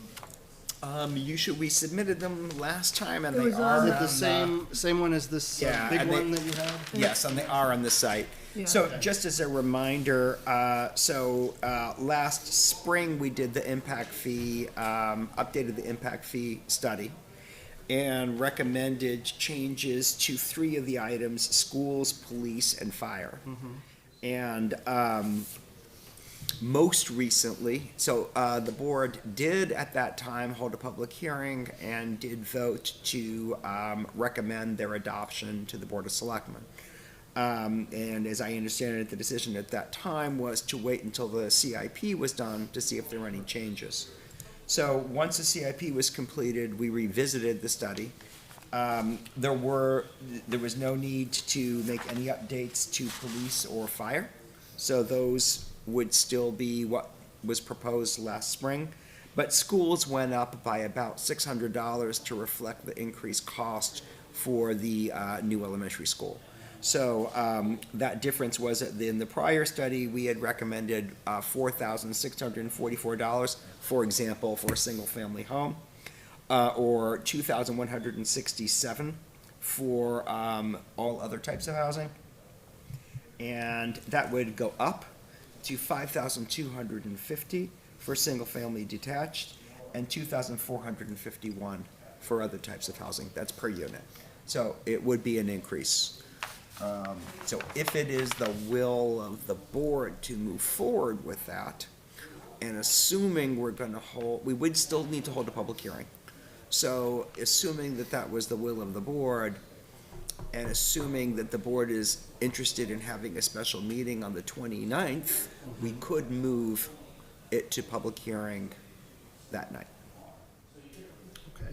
if we wanted to expedite. Otherwise, obviously, you could move it to any night you wish, the public hearing. Does anybody have any questions? Can we refresh my memory on recreation and all that? That's all fine, right? We made no changes to So recreation and town library? office or library or the roads. Recreation, library, town office, they are the same. Yeah. So it's really the school, which is fine, yeah? Yeah, Okay. it's the school. So that's on the spreadsheet, Yes. all right. And then, I know there may be separate, but the methodology part, if I might have a question on that too. So the spreadsheet, are we voting on that separately than this methodology piece up here? The only thing we'd be moving to public hearing is the schedule, the impact fee schedule. Okay, The methodology is just the backup. okay, because I do have a question on that one. Okay. But we can do that separate. Yeah. If you'd like, yep. So this needs to be brought to a public hearing. Yes. And in order to meet the deadline for warrant article, that has to be 29th. It won't go to a warrant article. It won't. So it would, after the public hearing, the planning board can choose to make a recommendation to the Board of Selectmen, and it'd be the Board of Selectmen who would adopt it, Okay. if they wished. And is that, is there any time sensitivity on that? There isn't. Okay, but there is on the stormwater Yeah. one Yes. that's Correct. next, and Yes. if we're going, that one is we're likely going to schedule it for the 29th, so Right, that's kind of why we thought the 29th makes sense for the 29th made sense. I mean, I wouldn't say there's a sense of urgency. The only urgency is that if we're increasing the impact fees, and in this case we are, any new development that comes in before it's posted for hearing, will go under the old. So in other words, if we are concerned that an application will come in, before we adopt these, before we post them, that'd be the only reason, but that's not a sense of urgency, but that'd be the only reason to move sooner rather than later. Okay. All right. So, I was thinking it'd be ironic if the school one came in before they were adopted. That would be tragically very bad. So where is the school increase on here? So this is the one, this is what we did last spring, 5644. This is what we showed last time To when we increase it updated too? it. Yeah. Oh, okay. But I mean, we don't have to move it to public hearing on the 29th if people want to, think about it. Yeah. well, it's up to the board. I mean, what do you guys want to do? Do you want to move it to a public hearing for the 29th, or?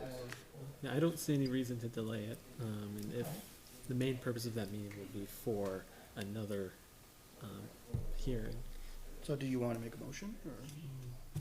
What day is the So 29th? yeah, I guess I'll make a motion to have a public hearing on the January 29th. For the on impact the fees. impact fee schedule. Okay. I have a motion by Jared. Do I have a second? What day is the 20th? I'm just checking. A Monday. On Monday? All right. I'll second. Okay, second. Do we have any further discussion? All right, all those in favor of the motion, please signify by saying aye.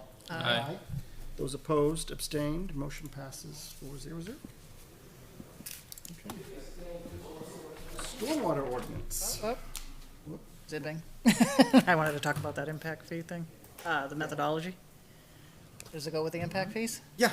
Oh, Yeah, you want to move on to stormwater? well, we voted to put it to public hearing.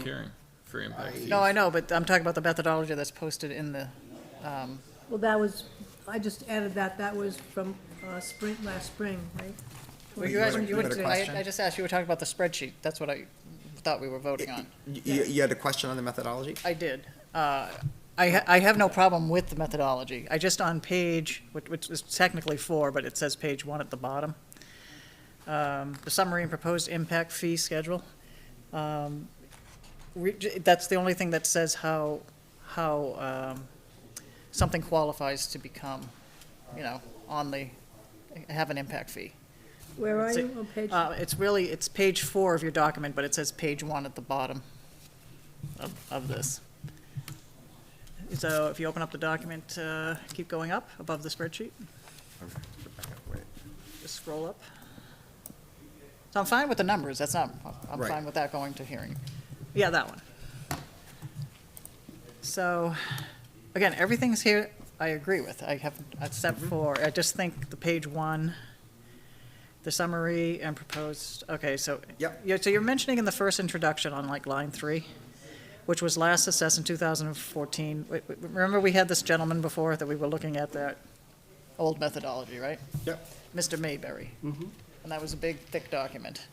So the scope of this update includes reviewing the impact fee methodologies in that report, analyzing the population housing, I get that. In reviewing these methodologies, the study finds certain analysis, some of them are, hard to retrieve, right? So your second paragraph in number 2 says, the study lacks necessary cost basis to derive new impact fees for the town office, library, all of that. Yeah. So you had 2 tables listed, overview of the methodology used, and table 2 and 3, right, your schedule. Yep. So are we saying, by saying that, are we dismissing the old Mayberry reasoning? Because I just don't know where I'm seeing how something qualifies. So, the 2014 study is really, really out of date. It's based on assumptions that are not necessarily true any longer. Okay. So, what we looked at is because your CIE, the impact fees that you charge have to be based on improvements that you plan to make to accommodate new growth. Right. So, right now, for example, there is no proposal to expand the library. Right, and that's the scenario I wanted to use. Where do I see it in this document where it says that? Where it says, Where it says that statement that it has to be used for new growth or expanding existing facility for new usage. I don't know where I don't see that. I was looking for keywords. Unless we point back to, Isn't that an RSA? it is an RSA. I thought we had that in here somewhere. you but- had a link at the bottom of page 1 to link. to Yeah, so, I mean, gov. so it's in the statute. All right, it's just, so again, what I was thinking of was with the library, and it went back and forth with legal, of did it qualify to use impact fees for whatever the pavilion, right? They were Right. gonna try to add to the building, but, so that went back and forth. So if that question, not the library, but another question came up, where do we point to say whether it qualifies for impact fees So, applied? yeah, so there's 2 questions there. So one question was, you already have impact fees.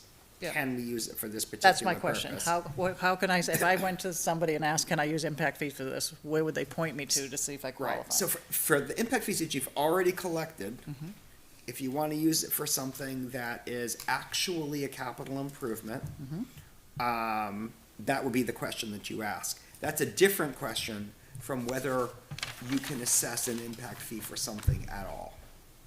Okay, so existing money we've already collected, You've already collected So it, that's so now one the question scenario. is it a proper use? proper use. I And would- the yeah. attorney determined, yes, it's a proper use because it's a capital improvement, I'm assuming. Yep.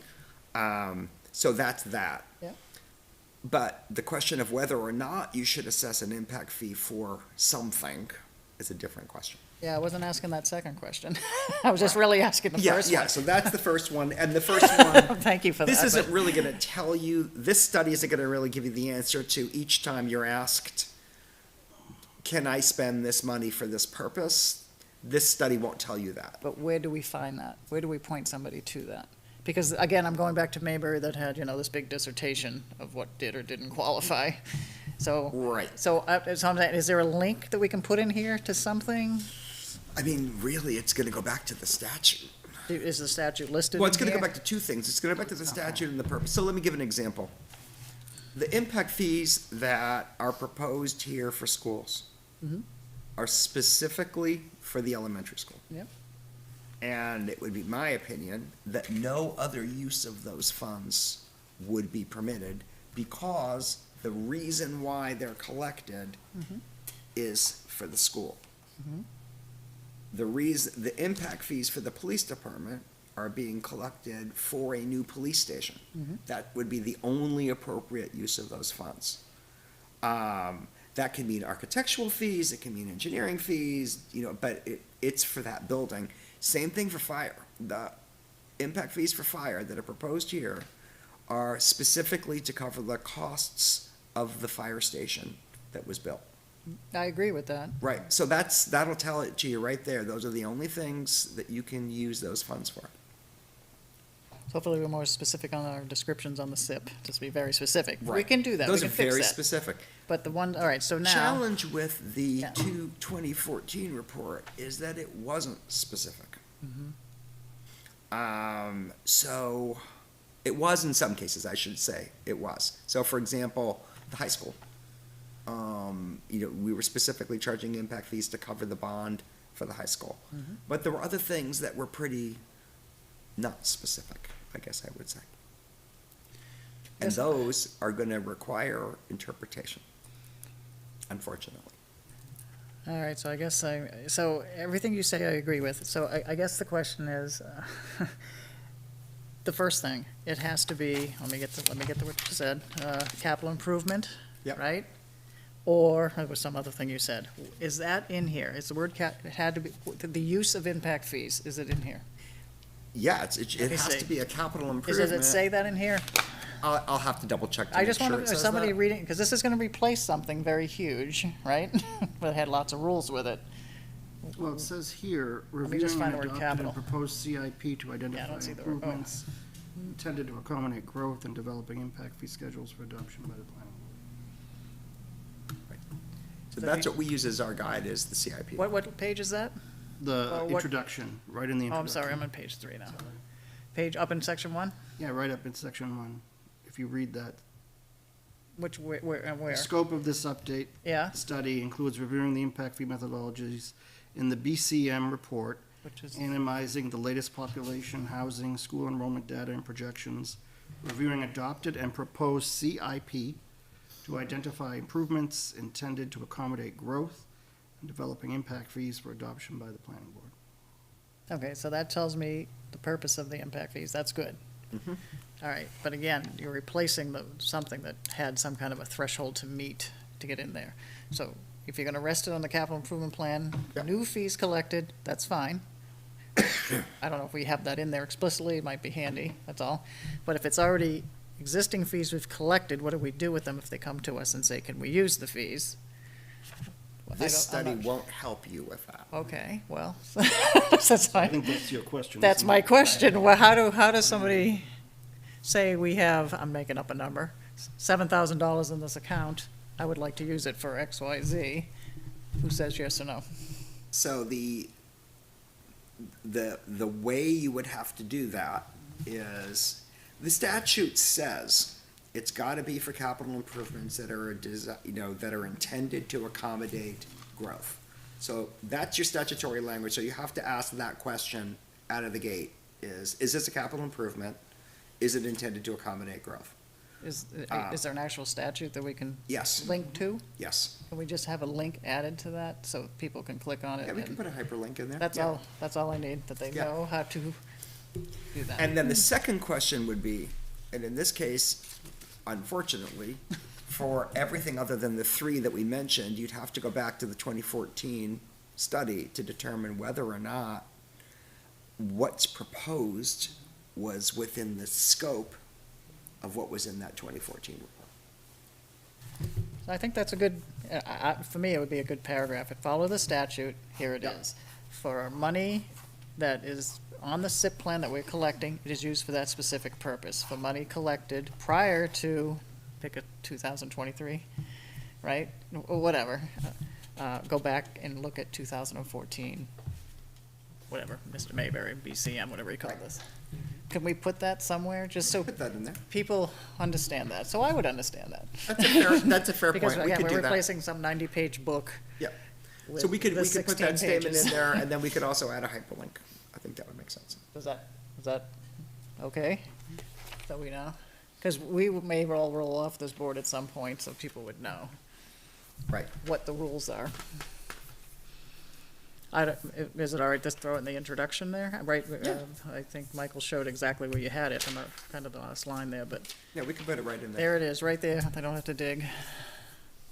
Impact fees, imposition by municipal, RSA 67421. That's the RSA. Yeah. So, do you want that for public hearing as well? Or is No, this this, just a the only thing that's reference? going to public, this was just a backup study. The Okay. thing that's going to public hearing the is, spreadsheet. is the schedule. Okay, so I'm okay with that. But again, for this, this is handy. I like the tables. I think Yeah, it's we great. can totally do that. But it was, how do I know if I I'll qualify? stick in that statement and I'll put in a hyperlink to the statute. All right, so the two cases, right? If it's on the SIP, we're collecting money for it, it's dedicated to that purpose. If you've collected money in the past and it wasn't on the SIP, it was more generalized, refer back to 2014. 2014.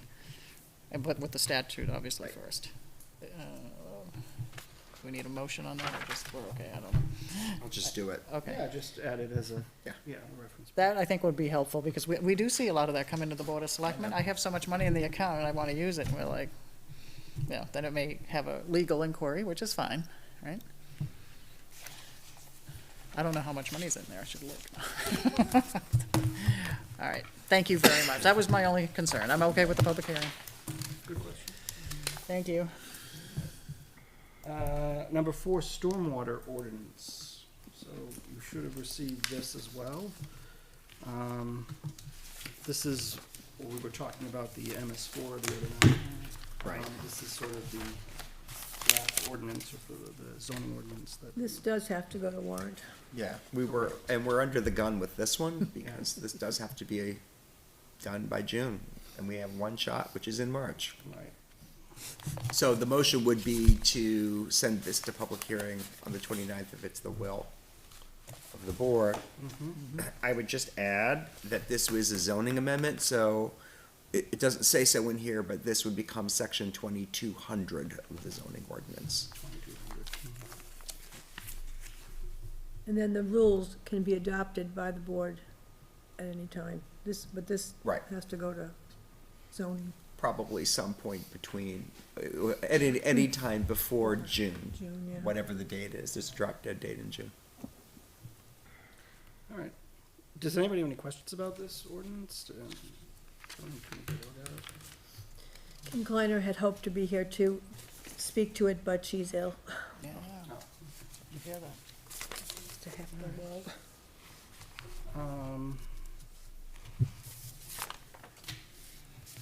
She thought that the board of selectmen could adopt this, but town council said no, it had to go to zoning. Right. I understand. So I guess, I'd entertain a motion. So we want to put this to public hearing? Yeah, And. 29th's the last day. 29th. it's the actual last day. The actual last day, so, the last supper, so. So I'd entertain a motion if anybody doesn't have any questions. All right, I'll make a motion to move this zoning order, is it a zoning ordinance, stormwater MS4? 2200. For section 2200 of the zoning ordinance, to have a public hearing on January 29th, 2024, Okay, at our planning board meeting. all right, and this was to be relative to stormwater management ordinance, construction and post-construction requirements. I have a motion by Kim, do I have a second? A second. Second by Jared. Does anybody have any further discussion on this? Okay, all those in favor of the motion to put this to public hearing June 29th, please signify by saying aye. Aye. Aye. Those opposed, abstained? Or wait, which day was it? It's Monday, the January. 29th. 29th. January or June, January. January. January. Did January. I say June? I'm sorry. January. January 29th. There's a lot of J's. Jays. Yeah, so yes, January 29th. So I didn't vote, so I vote agreed. Okay. So the motion passes 4-0. Now, do you think the home occupation will be one zoning question Yeah, and floodplain's one? yeah. And This will be item 3. Three. Good. Okay, committee reports. Do I have any reports from any committees? Okay. I don't really have a lot to update, other than when the next meetings are. Board of Selectmen meets Monday, January 22nd, 6:30 PM at the Town Hall. Capital Improvement Planning our commission does not meet until after elections, which is not that far away. Energy Commission, I'm gonna let you speak to. I guess we meet on that day there. Yeah. Economic Development, we meet Wednesday, January 31st, 6:30 PM at the Town Hall. And NRPC, we have our full commissioner meeting on Wednesday, March 20th, 7 PM, 30 Temple Street in Nashua.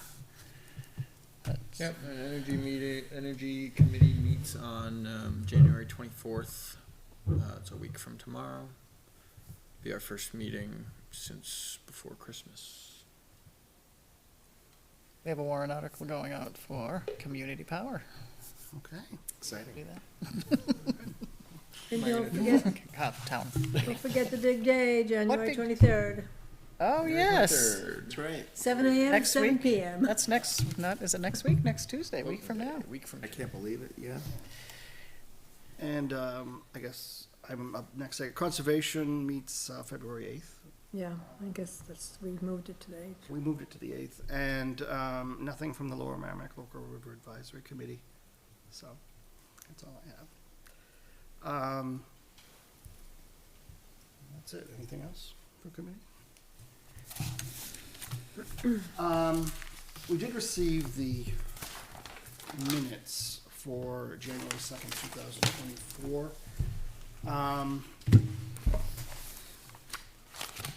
I'm wondering if I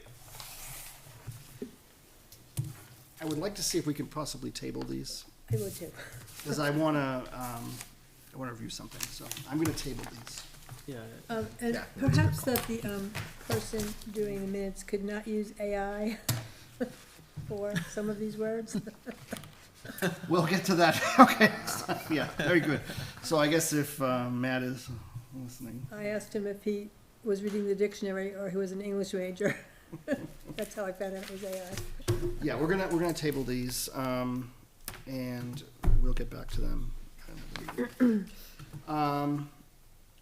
Any other business this evening? Jay, do you have anything? No, but ironically, I was thinking about starting to use AI to help me with minutes. Check out some of these. There's software supposedly that can help do it, but. I've got something Yeah, quick. go ahead. I just want to ask the board, do we like the Morrill Street development? Is this something that you all feel you want for the town? And do you like the plan? Whether it I hate meets to say it, regulations or not? But we really shouldn't discuss We it shouldn't outside discuss of that the because public the hearing. applicant isn't here. Okay, got it. Yeah. So what I was getting at is maybe we should review some of our ordinances. I think that would make sense. Sorry, yeah, that was the point I was making. the ordinances that the residents don't like were adopted over 10 years ago, but I don't think most of those people probably didn't attend the hearings for those ordinances. And Yeah, I get the feeling, with this development and with others, obviously the town people, butters, they always don't like the plan. And I've just watched the struggle between the abutters and the developers, and, it's really on us to get ordinances that everyone kind of can at least not get so up in arms about. I mean, I would agree. I would say, and maybe it's unfair of me to say it, but I think whether we're an open space development or conventional development, we would have the same Exactly. concerns. So I think would be true. But it's always been true that, oftentimes what causes us to review our ordinances or regulations is a specific proposal in front of us makes us question, maybe we should look at this provision or that provision, and that's absolutely appropriate. Yeah, because I'm tired of seeing developers come in and cram as many houses as they can into as small a space as they can. And so I sympathize with the abutters on that note, but I also sympathize with the developers because they're following all the ordinances and we can't do anything but approve it. That's a hard. So I just wanted to bring up that point and, It's a fair think about point. it going I forward. think it'd be appropriate for us to do. I think it would as well. Yeah, as soon as we can make a change, because the ordinances require, like, the approval with, what's it called? Warrant articles.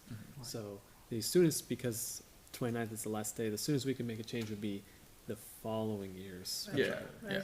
I know it'll take some time. Right. But yeah, I don't anticipate many developments because Litchfield is running out of buildable lots. Well, that's what we said Yeah. last time with the Corning farm. Right. And so I just don't wanna keep seeing it happen again and again.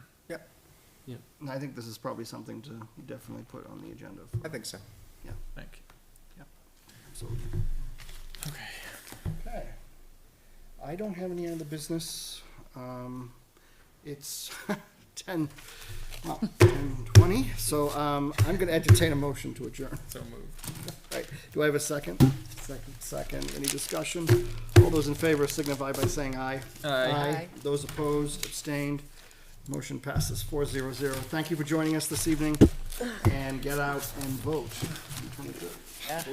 Have a good night. And shovel.